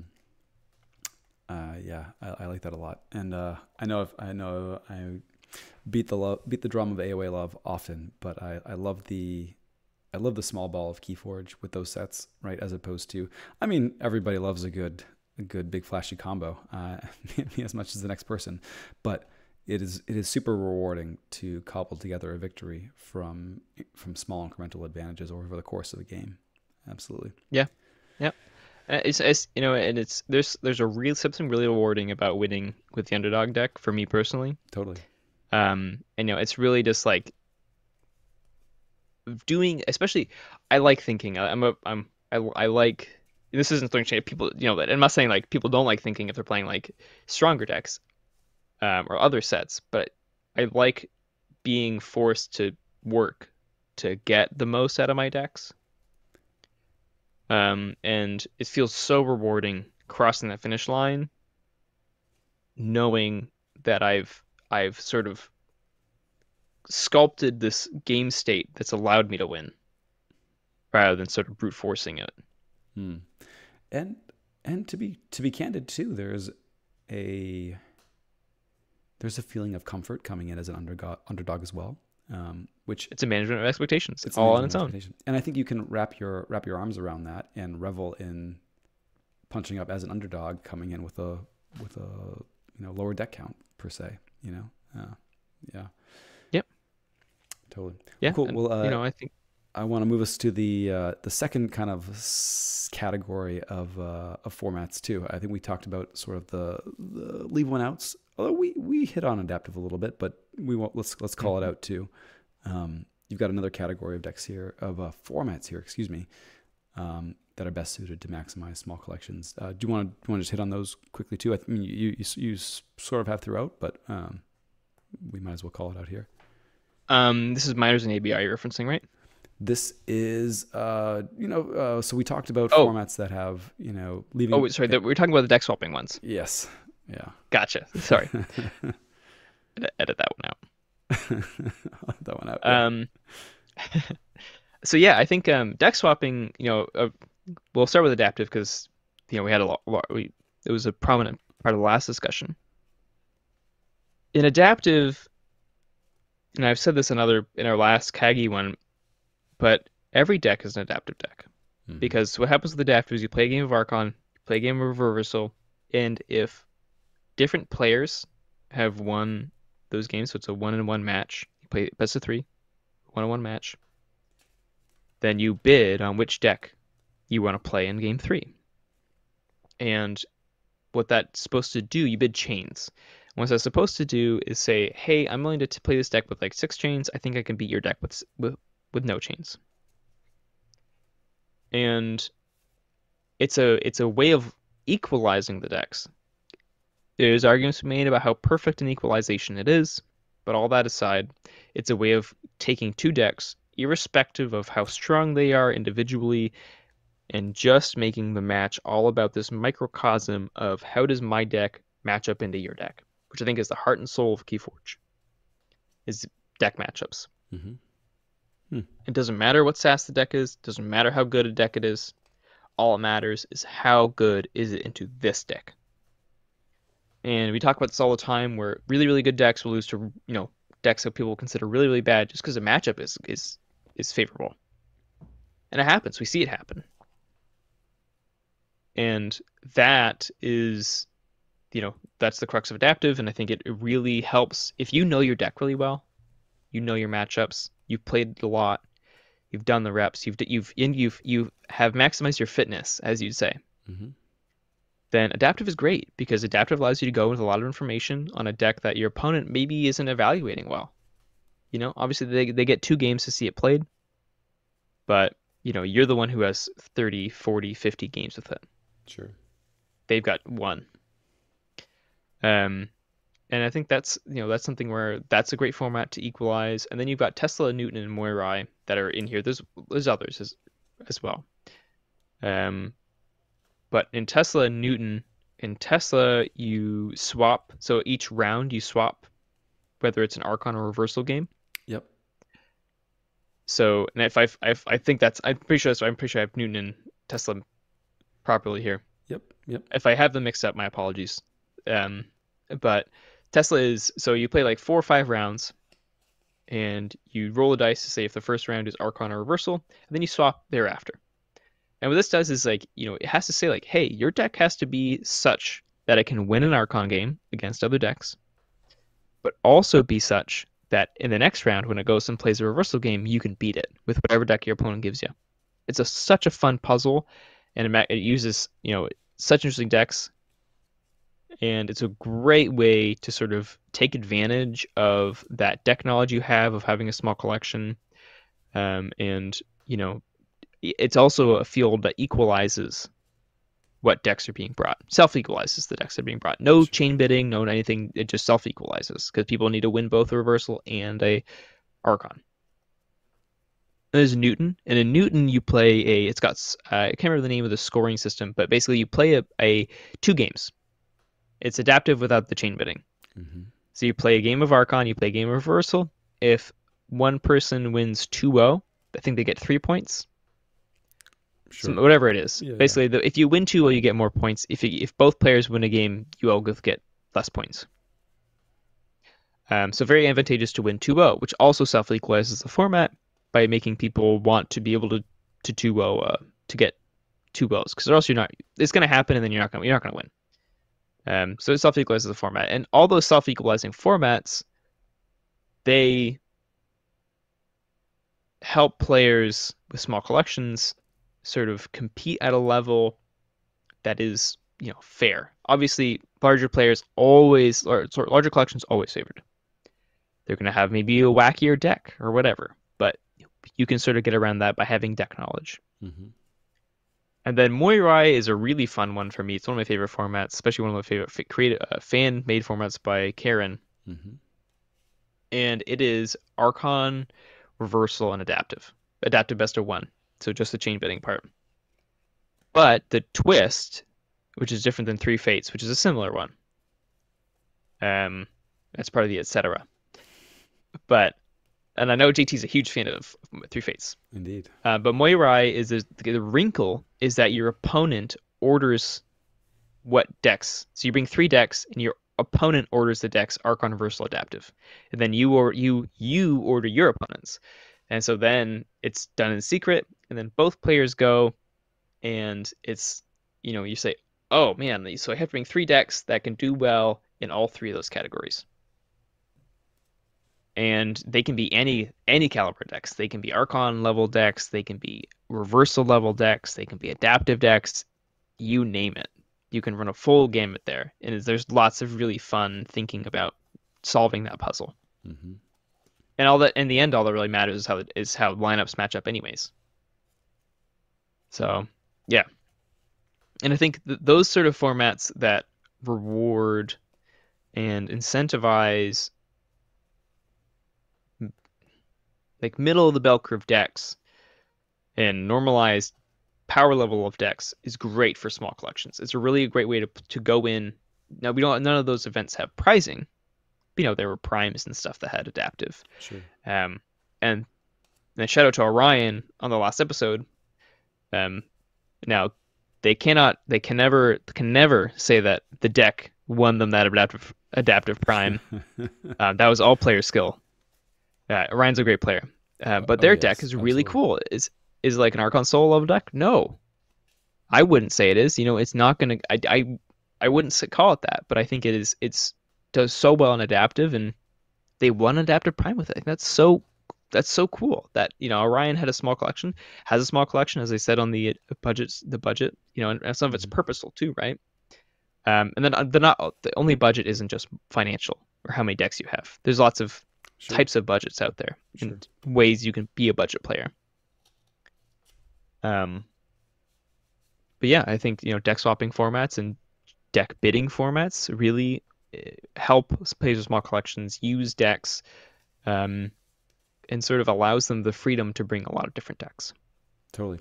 And we would be remiss if we didn't take a moment to plug Kagi. I don't know, a second here. So if you'd like to plug that, absolutely. And I will say though, before you do, I really I was looking at some of the result data that you had shared, kind of normalized or anonymized or what have you. But it looked like there were a lot more 2-0s this season than in previous seasons. Is that right? It seems like this season had a lot of 2-0s. A lot of 2-0s. And I don't know if that's a testament to the self-regulation of the format or the field, but it's cool to see either way. It's cool. It's a bit surprising, and I think maybe it's just how the wind blew this season. Because I haven't changed anything about the league. I'm not doing anything. I'm not doing anything to the league. It's been run the same for 9 seasons. So I don't know. Maybe this season just was very heavy for 2-0s, or maybe with 9 seasons, people are starting to bring a lot more middling decks. Who knows? I don't know. Yeah. Well, we're looking forward to the top cut of that. It's gonna be fun. Always. Yes, once it gets published, my producer is very tardy on publishing the top cut, but I've been cracking the whip on them to get it finished. Nice, very cool. Well, looking forward to that. It stood out to me how the 2-0s. It seemed like there were more 2-0s across the field this time, which is interesting. It's interesting. I think the golden. I don't know. The ideal state for an adaptive field or event is maybe either, I don't know, lots of 2-0s or lots of game 3s with very small chain bids. I think that's kind of like where the format's in a happy spot. So yeah, cool. I agree, and I think I've always been a huge proponent of bring any deck you want. Bring a 90 SAS heater, bring a 100 SAS heater, bring your reversal level decks. Bring any deck you want to play. Because I think adaptive is a home for all of them. Sure. And they're all equally favored as long as you can manage the game 3, or maybe punch into that deck and 2-0. They're all favored. They're all viable. They're all viable. All viable. Absolutely. Totally. Well, cool. Yeah. Well, cool. So I think probably the final question, maybe not final. So I think there's 2 more. There's the things we can talk about now is decks, how to bolster, which maybe needs its own episode, which is a secondary market topic of, if I'm a budget player, small collection, how can I bolster it with a, maybe not spending too much money in the secondary market. And there's also a thing of, what do you look for in a budget deck to maybe bring it to a competitive event like Archon or Nordic Hexad or Triad.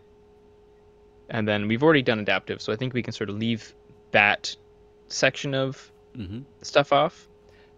For now, at least. Maybe it'll need to revisit. I don't think we have time this episode, unfortunately. Part 1. But those are the things I want to talk about from here. Okay.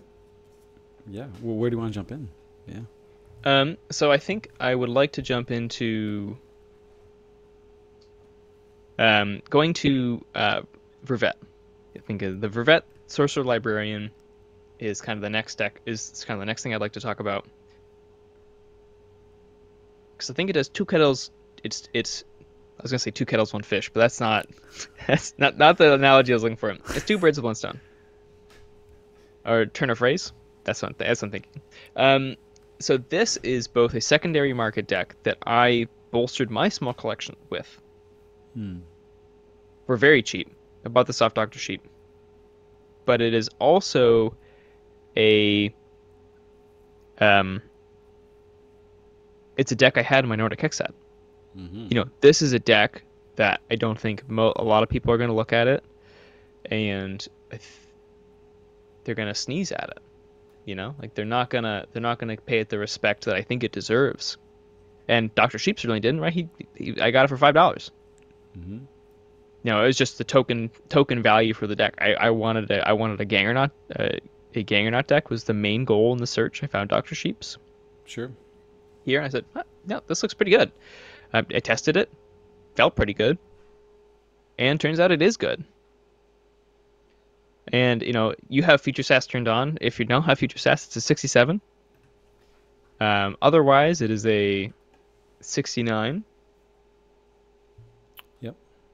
Got a And you little know, bump. it's a theme with pretty much most of my budget decks is that it has low A and it has no R. And I'll quickly divert the conversation to say artifact control, in my opinion, is a scam. And I will circle back around when we talk about qualifications for competitive decks in a Okay. small collection. Okay. Um, so yeah, this is a deck where obviously of the star of the show is Brobnar. It's AOA, 67 sass, and it's Brobnar Disc Shadows, Gangernaut.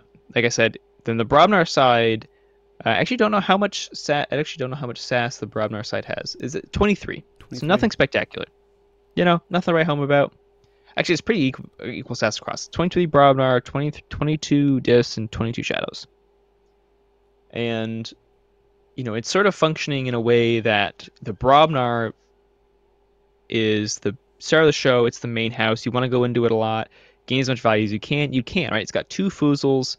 It's got a Ganger Chieftain, but it has a Relentless Assault, and then a Groke. So lots of ways to kind of like recycle damage on things with the Drummernaut and the Ganger Chieftain. Groke for some Amber control, and it has 2 Foozles to gain a lot of sort of make the fighting a lot more profitable. Mm. And then it has 2 Binding Irons in Dis, which is a ton of value, right? Can be really hurtful, especially against creature decks, right? This deck kind of wants to have an emptier board, and it's harder for a creature deck to flood if it's on using smaller hands. So that helps set up the Brobnar. It's got 3 Unlock Gateway, which really helps clear the board. Oftentimes they're discards. You know, you're not trying to wipe your board. Oftentimes they're discards, but it's really nice to have one tucked away just in case with a Dust Chronicles or I say just Dust Chronicles. Mm-hmm. It's got a Lash of Broken Dreams. It's got a Life Ward for some tempo, which can also help set up the Brobnar. Ancient Yurk and Yurk, which are really important efficiency in this deck. You kind of have to be really ruthless with cards to help move them because the deck will get clogged on hands. Sure.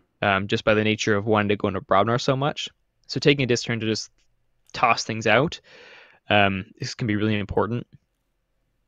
And then the Shadows has, you know, it's got 18C in this deck, which is a huge. It's, you know, talking about having a deck having a game plan. The game plan is to kill the opponent's board, never let them get set up with creatures, and win the game through the Brobnar. That's the game plan. Yeah, I hopefully I'm talking to you through that theoretical matchup, and you can understand how it will win. Yeah, no, absolutely. I mean, if you said, hey, I popped my Life Ward, unlock Gateway, and then next turn Gangernaut, I'm like, okay, got it. Like, yeah, I could see you winning that game for sure.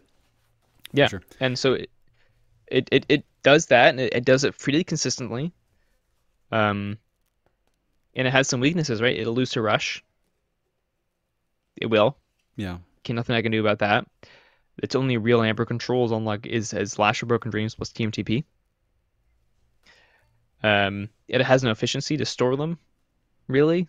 So, you know, it's kind of just if it hits, it hits. And then, although it does have a Take That Smarty Pants, which being in the NKFL, it got a lot of value. It stole a lot of Amber. That Take That Smarty Pants. Sure. No one ever played around it. No, I mean, yeah, the only way out is through. Take that, Smarty Pants. I don't know. Exactly. So, this is interesting, though. I mean, I agree with you that a lot of folks wouldn't have taken a second look at the deck. Though hearing you talk through it, there's some really cool stuff going on. You picked it up as I want to have a token gang or not combo deck, right? At what That's point? right. At what point were you like, oh wait, actually, this is probably a Hexad contender? Like at what? When I tested it before I bought it. Okay, interesting. So before you even bought it, you're like, you know what? Like I found this for a meme, but it's actually a contender. Yeah. Yeah, I did find it for a meme. I just wanted a King Out combo. I thought it was really cool. I wanted it. I Yeah. looked around and I found this one. I tested it, and I was like, oh, this deck feels good. It was. I could really kind of see after like 3 or 4 games with it that it really had some good things going on with it, and it Hmm. had a game plan that I could lean into.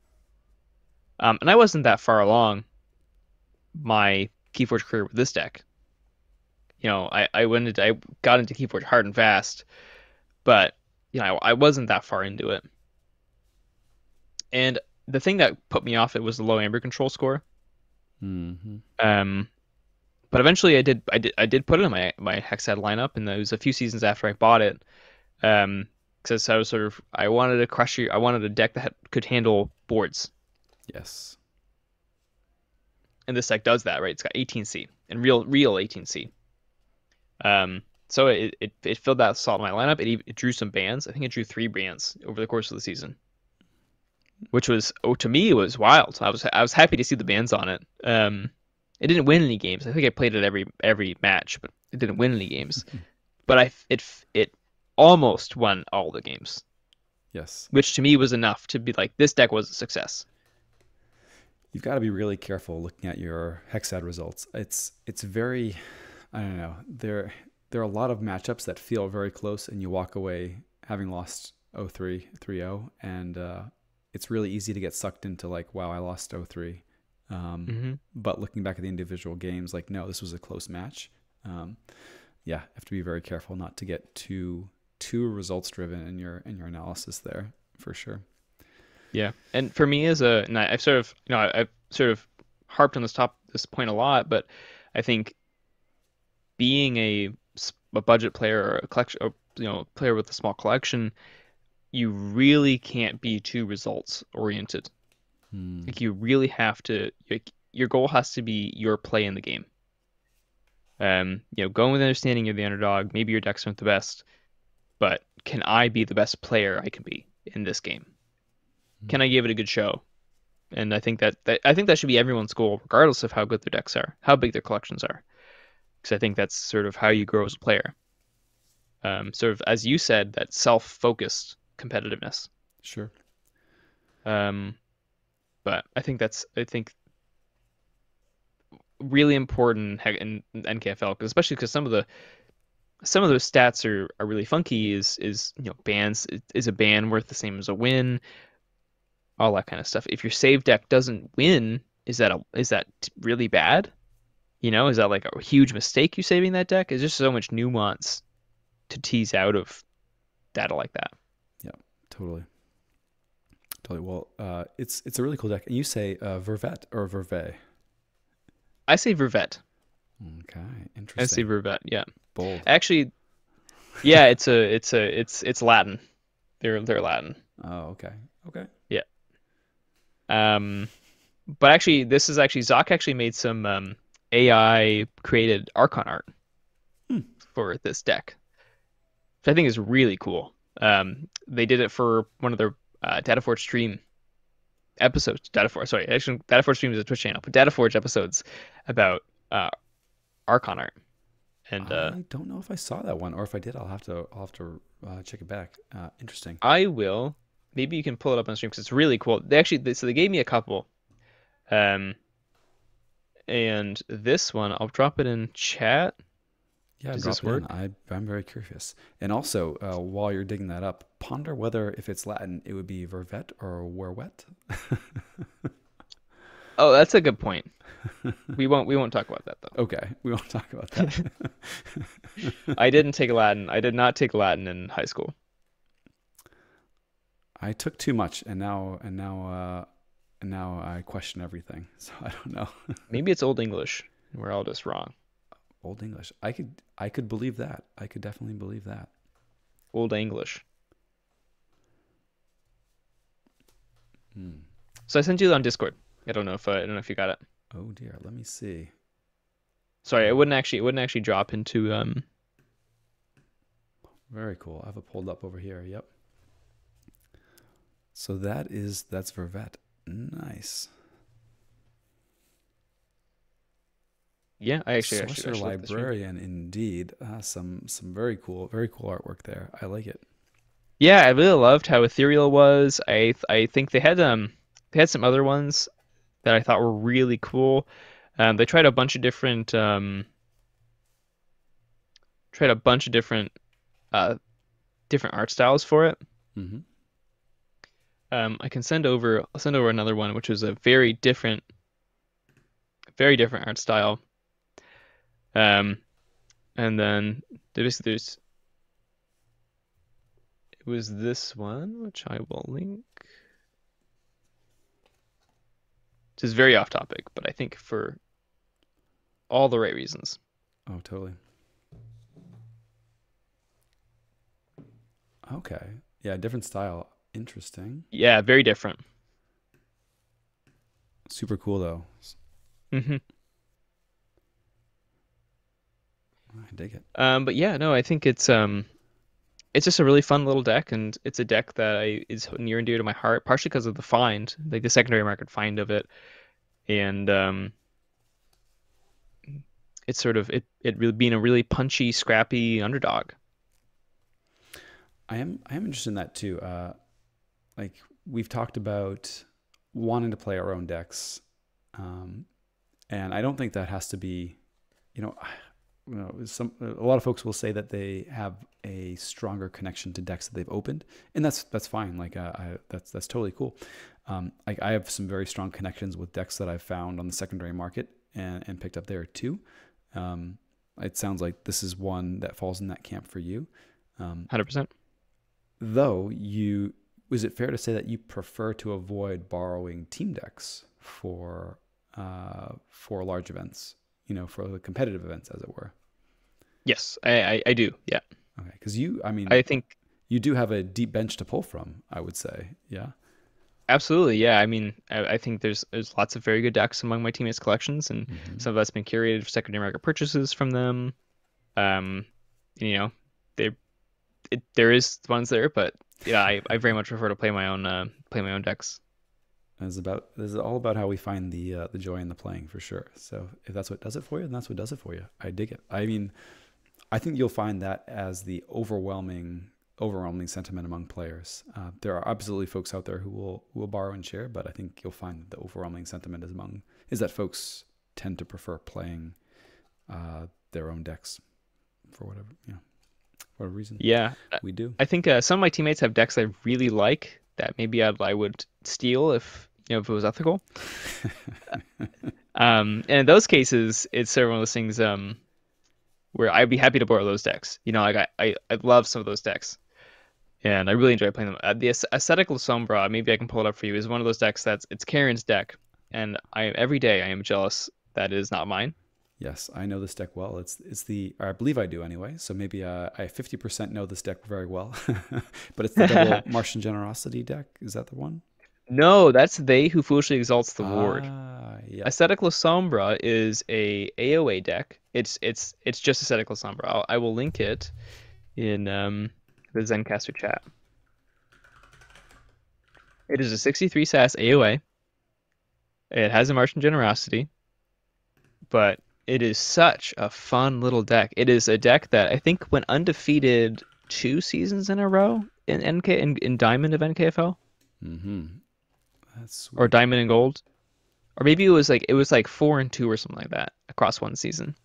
Like it was, it beat really, really good decks, and it's such a fun little deck. It is oh man, I wish I have it. I wish I had it. It would be in my Hexad apps 100%. It's Yeah, just lots of it's archiving, Martian Generosity. Yeah, good stuff in here for sure. yeah. Very cool. And the Kip. Mm-hmm. Yeah, super cool deck. Super cool It's deck. just fun. Yeah, and it's has low amber control. Which I guess I like. I guess I like not being able to control my opponent's amber, It but is it's fun. is the classy way to play. What can I say? Hmm. Yeah, exactly. Yeah, yeah. Cool. Like maybe round us out then. You had a point that I want to make sure we hit before we move on to playing a game ourselves. Artifact control is a scam, you say? Artifact control is a That's right. scam. So this is us circling back to it. Bold words. Um, and I think it's one of the biggest misnomers in the community sentiment around decks Hmm. is how important artifact control is. It is a mantra I live by, and I think small pairs of small collections who have limited availability of options need to take this to heart as well. That artifact control, and I've said this, I will scream this to the high heavens. If you give me a soapbox, I will say DT best set, and then artifact is a scam. Um, in that order. But if good for you cannot sacrifice deck power or deck quality for the sake of artifact control. Hmm. It is not worth it for it's just not worth it. The returns are not there. Artifact control is already a situational piece. Your opponent has to have artifacts that matter. The artifact control has to come at timely, and your artifact control has to hit the desired artifact. And the opponent has to not get value out of that artifact. And Hmm. oftentimes decks that are artifact heavy have more than one artifact. Sure. So then does it even matter if you have a Reclaim by Nature for their one if they have four? And if they have a lot of artifacts, maybe they jar your one artifact control card. And certainly those are fighting words against some players. And you had Second Act on here as well. Um, you had Second Act on here as well, who's they would only buy decks on the secondary market that have artifact control, which I understood is a totally fair point. Hmm.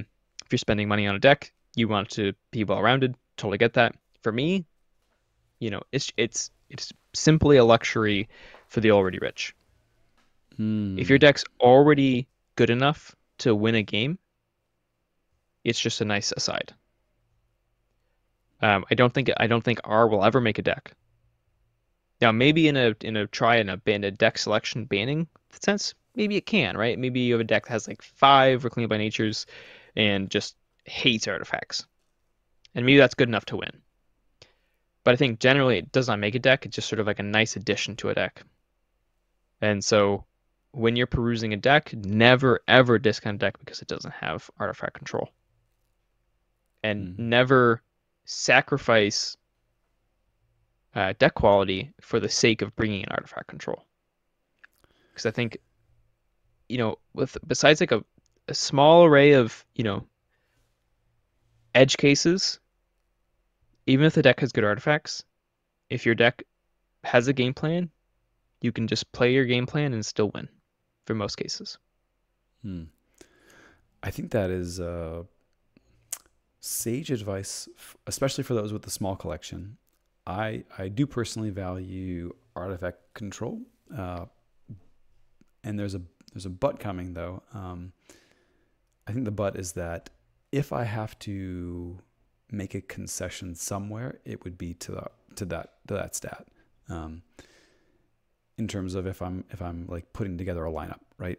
Um, and it is tough. I know that I breathe a big sigh of relief when I look at an opposing hex head lineup, say, and see only one deck with artifact control, because I do bring some mean old artifact decks. Um, but yeah, it's tough. I think if you're in a position where you don't have two really good decks, one with artifact control and without, then yeah, I would not sacrifice deck strength just for the R, just for the R. If you're looking to upgrade your collection and you already have 6 heavy hitters, then you could perhaps be in a position to shrug off the ones that don't have the R. And then Yep, there's an element of play style and affinity there as well. Some folks just have more fun knowing that they have answers. Um, for sure. but I agree with you that especially if you're trying to put together your best 6 decks from 200, say, you should not hamstring yourself to those with hard R. Yeah. And I think that's also sort of, I think that's also an important place where um, you start to distinguish between competitive and casually competitive. Because in casually competitive, the goal is to have fun. Competitive is the goal is to win. So, the spike does not care if they're having fun as long as they're winning. And, in that sense, I still stand by the fact that Artifact controls a scam. If your favorite deck archetype is mid-range and you have a small collection, you're probably not going to, you can't expect yourself to do super well at these events that have a lot of way better mid-range decks. It's just, unfortunately, where the archetype can struggle. As someone who loves mid-range myself, I love mid-range decks. So, I think if we're talking competitive mindsets, R is even more important to sacrifice. Oddly enough, I think it's way more important to sacrifice R in competitive because, especially in Archon settings, decks are very proactive. Proactive is typically king in Keyforge. Proactivity is typically king in Keyforge. There are control decks; they do exist, and they need to be respected. However, I think generally proactivity is usually the best game plan. Yeah. And so, if your deck has a game plan and can lean into it, I think that is way more important than having answers. Well, you heard it here, folks. We'll have to have you and John back on to duke out the R question at some point. I would love to. Yeah, I think I know I'm, it's controversial, and I've had some people agree with me, some people don't. I think, but I do think my stance on small collections, you cannot afford to make concessions to have R, is generally true. Certainly, now in stereo, a very strong player on our team would agree with you on that. Tends to say that the artifact control is overrated. Yeah, and I would agree with the sentiment that I would definitely get on board with saying you should not make material sacrifices on deck strength for the sake of R, if that's what it comes down to. Yeah, totally. And even if you're looking for meta reads or anything like that, it's just R just can't be in your consideration at all for decks.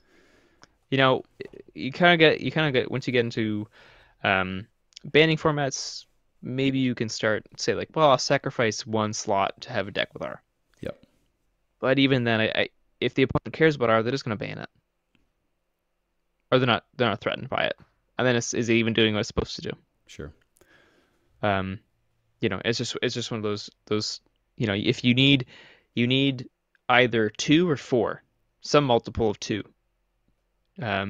decks with R, because they're either going to ban 2 of them or 1 of them, and you get to save 1. So it's sort of and then you have to suddenly have 4 decks with R, and then would you really have a small collection? Yeah. Or have you severely sacrificed deck quality, right? So, it's just one of those things where I do think R just shouldn't be in people budget players and people with small collections shouldn't be in their considerations, because R is also going to make decks, quote unquote better. It's going to raise their price. Yeah. If you are looking for saving a few bucks or working on a budget, then avoiding R is a great way to negotiate down a price for sure. Totally. Yep. Yeah. This section of the bottom of the Beaker sponsored by JDG 314. Exactly. Yeah. And you know what? I'm also, I like Chandra a lot. I've casted a lot. Artifact control is not the answer to Chandra. I don't think you beat Chandra. I think artifact control is really nice into Chandra. It's not the answer to Chandra. Ooh, interesting. Yep. And that is also something that I have had a lot of discussions with teammates about as well. Chandra is a very well-known deck, and I think it's very feared. And there's lots of discussions of, well, how do you beat this deck? Yep. Especially because my teammates play against JDG and NKFL all the time. And so I was like, can I leave Chandra unbanned? Can I do that? Every time they play, it's can I not ban Chandra? And sometimes the answer is yes. Sometimes the answer is yes. Yeah, yeah. There are other tacks to take to fight it for sure. Mm-hmm. But it's a Yep. beautiful deck, a strong one for sure. Yep. It won a Volter, so. Oh Uh, no, sorry. This uh, game it, second place. second It did place win, at right? nationals and second place at the Vault Tour to Jacques, which Seattle. did not have R. Yes, Right. Yes. Yeah, that's right. It got two second places. two Just second really good. places. Yeah, yeah. I mean, it's an incredible It's a deck, great deck. absolutely, and JDG plays it very well, absolutely. Yes. Cool. Well, hey, Very fun to cast. we have gone long, so I want to wrap up. Unless there's any quick points you want to make before we transition. No, I think hopefully this discussion has been helpful for people. I hope there's some people with small collections out there who've gained some value from this discussion. And I think just to sort of round off the conversation again, I think one of the most important things we can do as players, regardless of collection size, but especially with people with small collections, is manage our expectations. Hmm. Really be honest with ourselves. What are our goals going into an event? What are our goals going into a league? What are our goals going into a locals? And what are we trying to get out of this hobby of Keyforge? Those are really important questions to ask. And more important than getting reps on decks, more important than scouring the secondary market and testing and doing theory crafting and all this stuff. The most important thing is working on your approach to the game and what you bring to the table every time you sit down. Because I think that is where you're going to get the most value from this hobby, is if you're approaching it and coming at it from a healthy and realistic, but you know a healthy or realistic mindset where the goal is to enjoy it. So I think management of expectations is the most important thing. And then depending on what tier you're looking to slot yourself into, or what type of activity you're trying to engage in, a competitive, casually competitive, um, casual or solo, you know, then you can work on the management expectations from that point, and then you can go over like, okay, what is my deck selection going to look like? What do I need to do that? Um, and this is just a lot of things we can do as people with small collections to get value out of them, maximize our own enjoyment, and then also maximize our ability to be competitive. Hmm. Regardless of collection size, regardless of deck quality, you can win a game against the best deck in the world if you play a good, clean game with a deck that has a game plan. And I believe that from the bottom of my heart. I believe that. You can be the Yu-Gi-Oh anime protagonist that you've always wanted to be. Well, I can't think of a better note to end on than that, other than to highlight that we found out you're on Team Pilot, much like Drascore and SC Steel. So Yes, I am. Yeah, Team I am. Pilot. Right on. Well, folks, we do have a sponsor for today's episode. Actually, there was a long lost book written by Dr. Seuss that's come to light, and the publishers reached out and wanted to sponsor an episode of Bottom of the Beaker. This episode of Bottom of the Beaker is brought to you by the folks behind Befuddle McDuddle. Dr. Seuss introduces readers to the charming chaos of the Crucible. Our endearing protagonist, Befuddle McDuddle, turns ordinary moments into whimsical wonders with his knack for mixing up words. Delightful antics abound in this tongue twister of a tale that's sure to be an instant classic among Archons young and old. Head on down to your friendly local bookstore and pick up a copy today. So yeah, check it out. Befuddle McDuddle. Good times. Folks, I want to let you all know that Bottom of the Beaker is filmed live right here at twitch.tv/sloppylabwork. Tuesday nights at 9:30 Eastern. Actually, we're kicking around a potential change to the evening in time, but more on that later, so we'll see. You can find recordings of our past shows and other streams over at youtube.com. Search for @sloppylabwork over there. And for the very best content, 34? No, 57 times distilled and scraped from the bottom of the beaker. Search for that very phrase, bottom of the beaker, in your podcatcher of choice, and you'll find us there, ready to make the most of your collection with you. Thanks so much to Murph for joining this evening and talking Keyforge with us. It was an absolute pleasure as always. Thank you, Murph. Any final words? Tell us, give us a send off, and tell us, where folks can find you on the internets. Yes, everyone can find me at Fudgenator117 on YouTube. I'm just typing www.youtube.com//Fudgenator117. You'll find me. You can find me at twitch.tv/Fudgenator, and I will be there as well. And I go live mostly whenever I have a league match to play, although I am looking to start doing, I don't know, I don't think they'll be regular. Don't expect to be regular streams, but other more casual streams. Now that I have some I got to use a stream deck that I got, this new webcam, so I got to use it. And but yeah, I think the final words that I must say, and I'm legally obligated as per my contract, is DT best set. Nice. And we'll cut it there. You had me leading. You had me teed up for the stay sloppy, and then the the swap at the end, the bait and switch. Got him. I love it. Yeah, I gave him a little switcheroo. All right, I love it. Good times. Okay. I really like the Befuddle McDuddle. Befuddle McDuddle. Yes, Ketzer, that is a real story you can read after it is written. Yeah. Mm-hmm. It's going to be part of the Sloppy Lobberk merchandise train. Yes, we should make Befuddle McDuddle. I think Zoc and I are working on our book of Knox jokes. That's pretty funny. That'll come at some point. Once we write it, we'll see.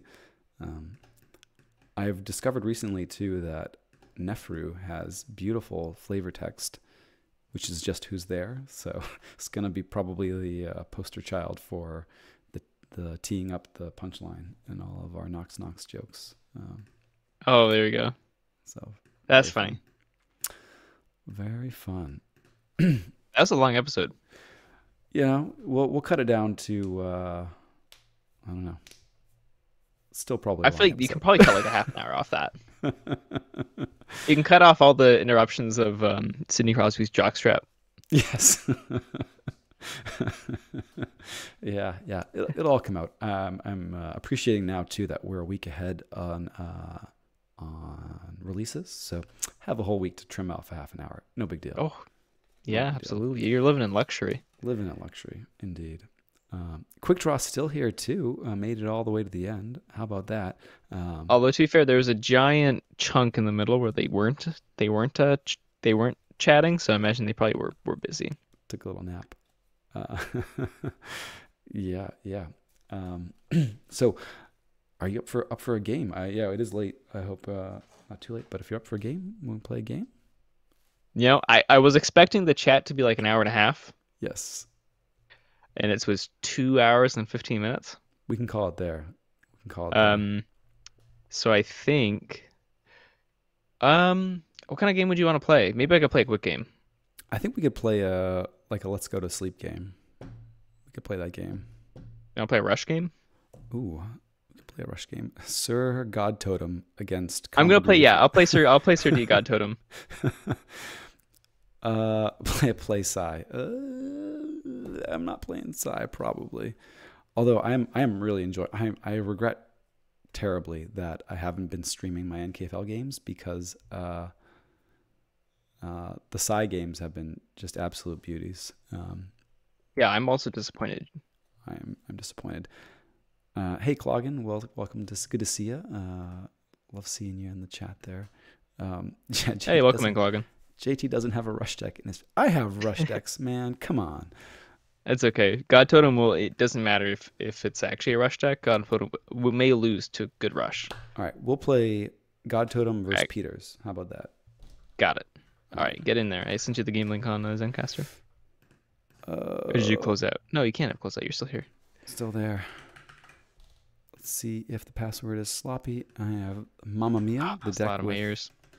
the deck with 4 Italian mothers. Very angry. All right. Good luck and have fun. Yeah, Good luck and have fun. buddy. Oh. I'm gonna mulligan this. I'm gonna mulligan that. First player. I am. Okay. I'll keep. Okay. Going Logos. I mean, what does a deck with 4 mothers play on the first turn other than a mother? Okay, well, don't do that.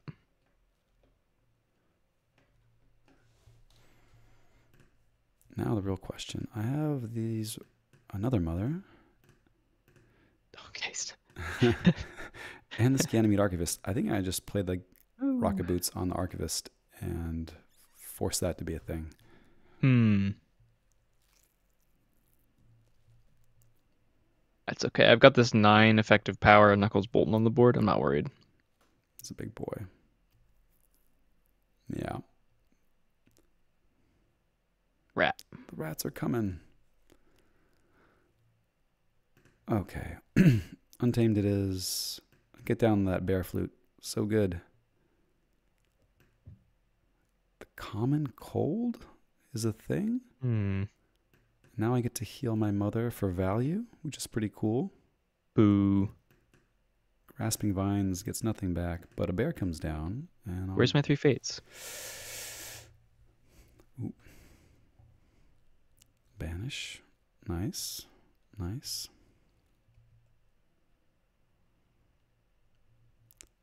And a Gub. Tesmal. Oh dear. Oh dear. You gotta calm down. Ain't no. I am calm. I'm gonna regret this, I think. But I'm going Shadows. Hidden Stashed Archive a thing. 1/2 Seeker Needles. A Dusk Runner on a mother, and I'm gonna discard this Bait and Switch. And probably. So now I have to think, really do you regret have things. Bad Penny? Bad Penny, so good. Whoa, why on earth did you... I'm... Okay. All right.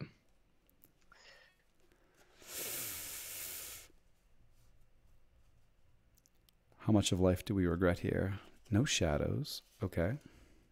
Makes sense. Can't be letting that Tesmal get Seeker Needled. Absolutely not. And you stole a mother with Grecking. I don't like that.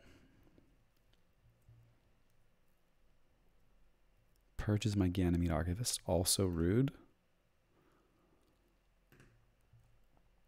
And you will exhume a Plague Rat. Okay. Mostly just because I like to. Yeah, I wouldn't mind one more Plague Rat to get that Tesmal, you know?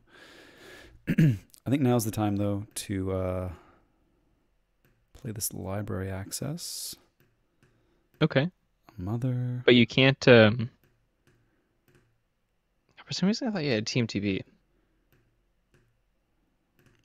Fogify, withdrawn stuff. More things. I'm going to fight with this Dexter later. I promise. We'll see. I mean, I believe you. You know? Wow, I've got a 7-card hand. This feels glorious. Right? Luxurious, even. We call Dis here. And you know what? You Fogify. That's kind of cool. I did. No logos for you. I'm gonna reap. Purge that Knuckles Bolton.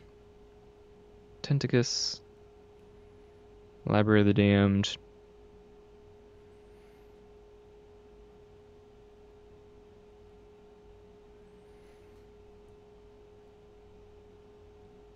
And we're gonna reap.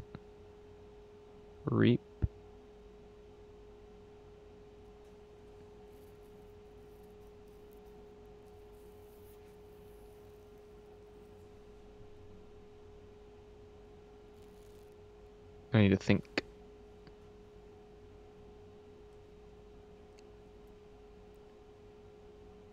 Yeah, we play as 3 fates. Nice.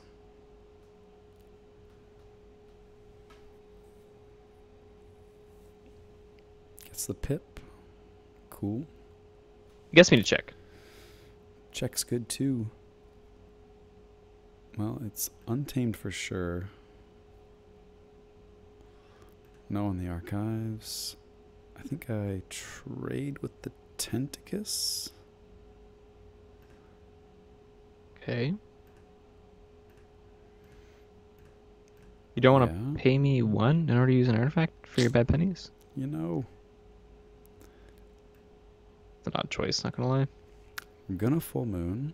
Totally.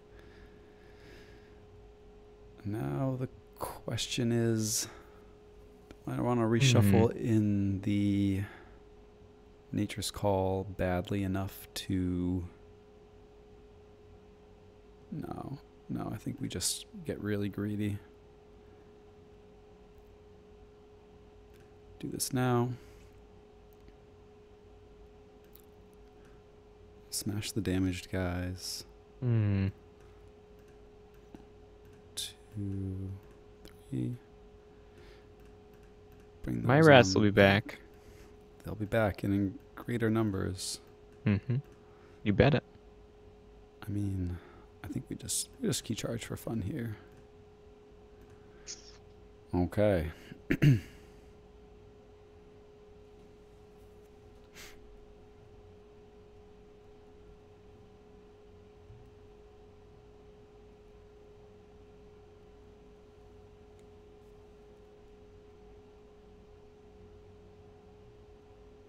Hmm.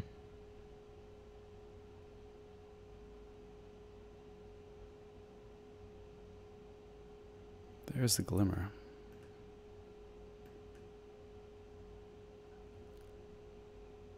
Bring back the 3 fates here.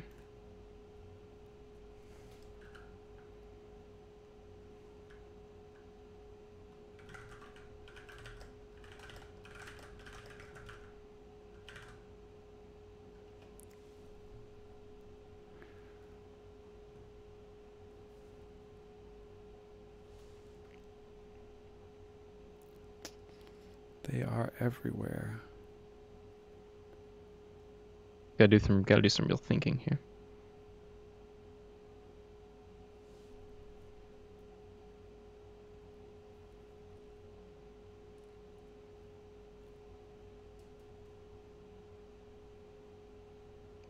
Mm-hmm.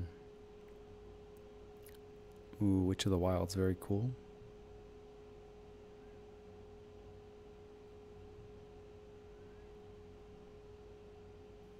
And a regrowth. Nice.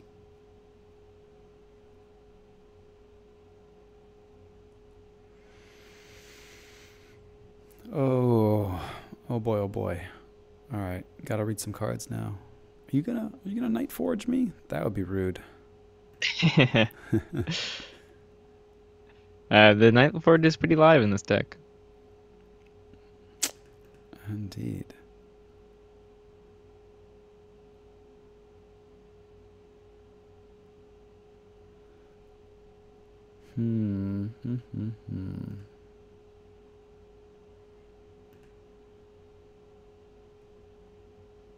Yeah, this deck is doing things. It is. I have to think here. I think I go shadows. Get value from the bait and switch. Value there.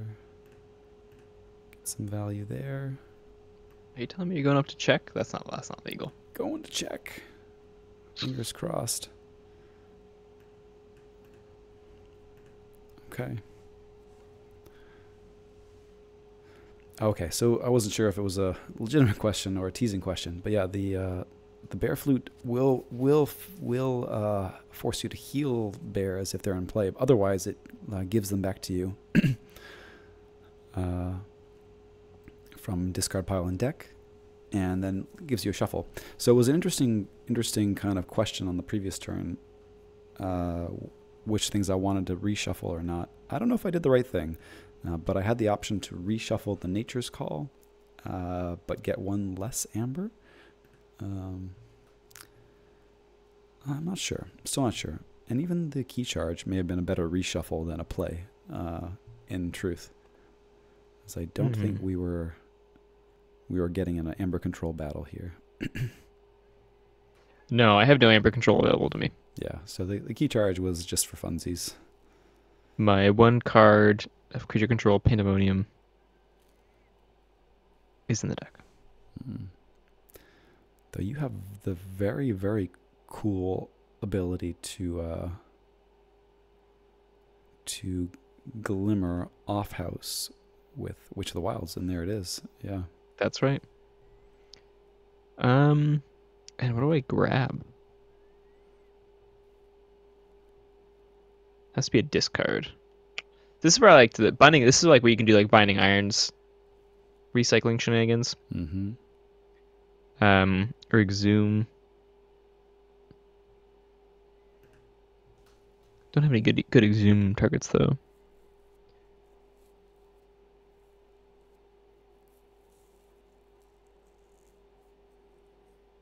I think we just Exhume.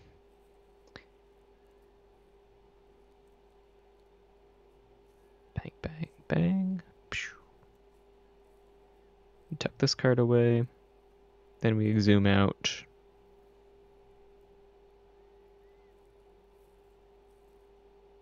Tentacle Skin. Cool. And GG. GG.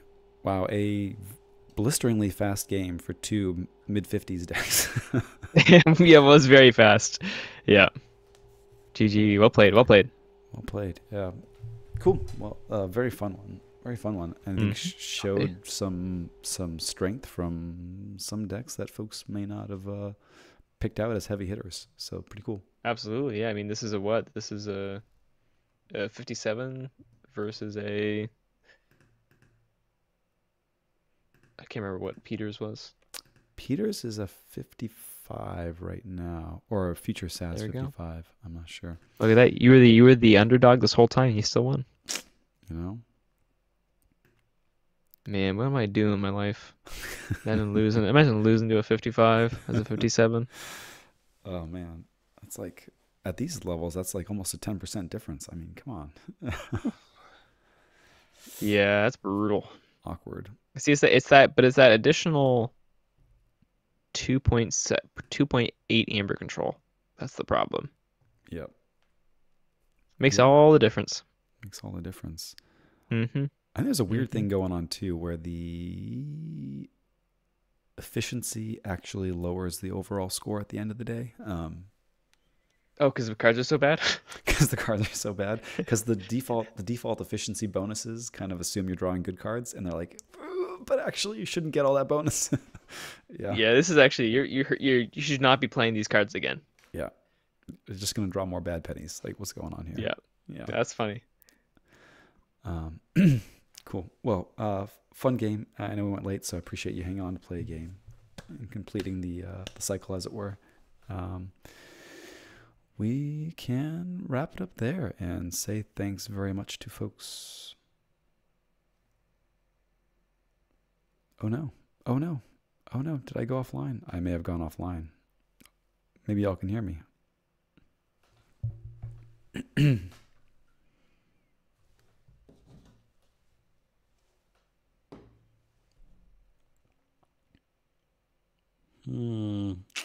know if that did it. Oh dear.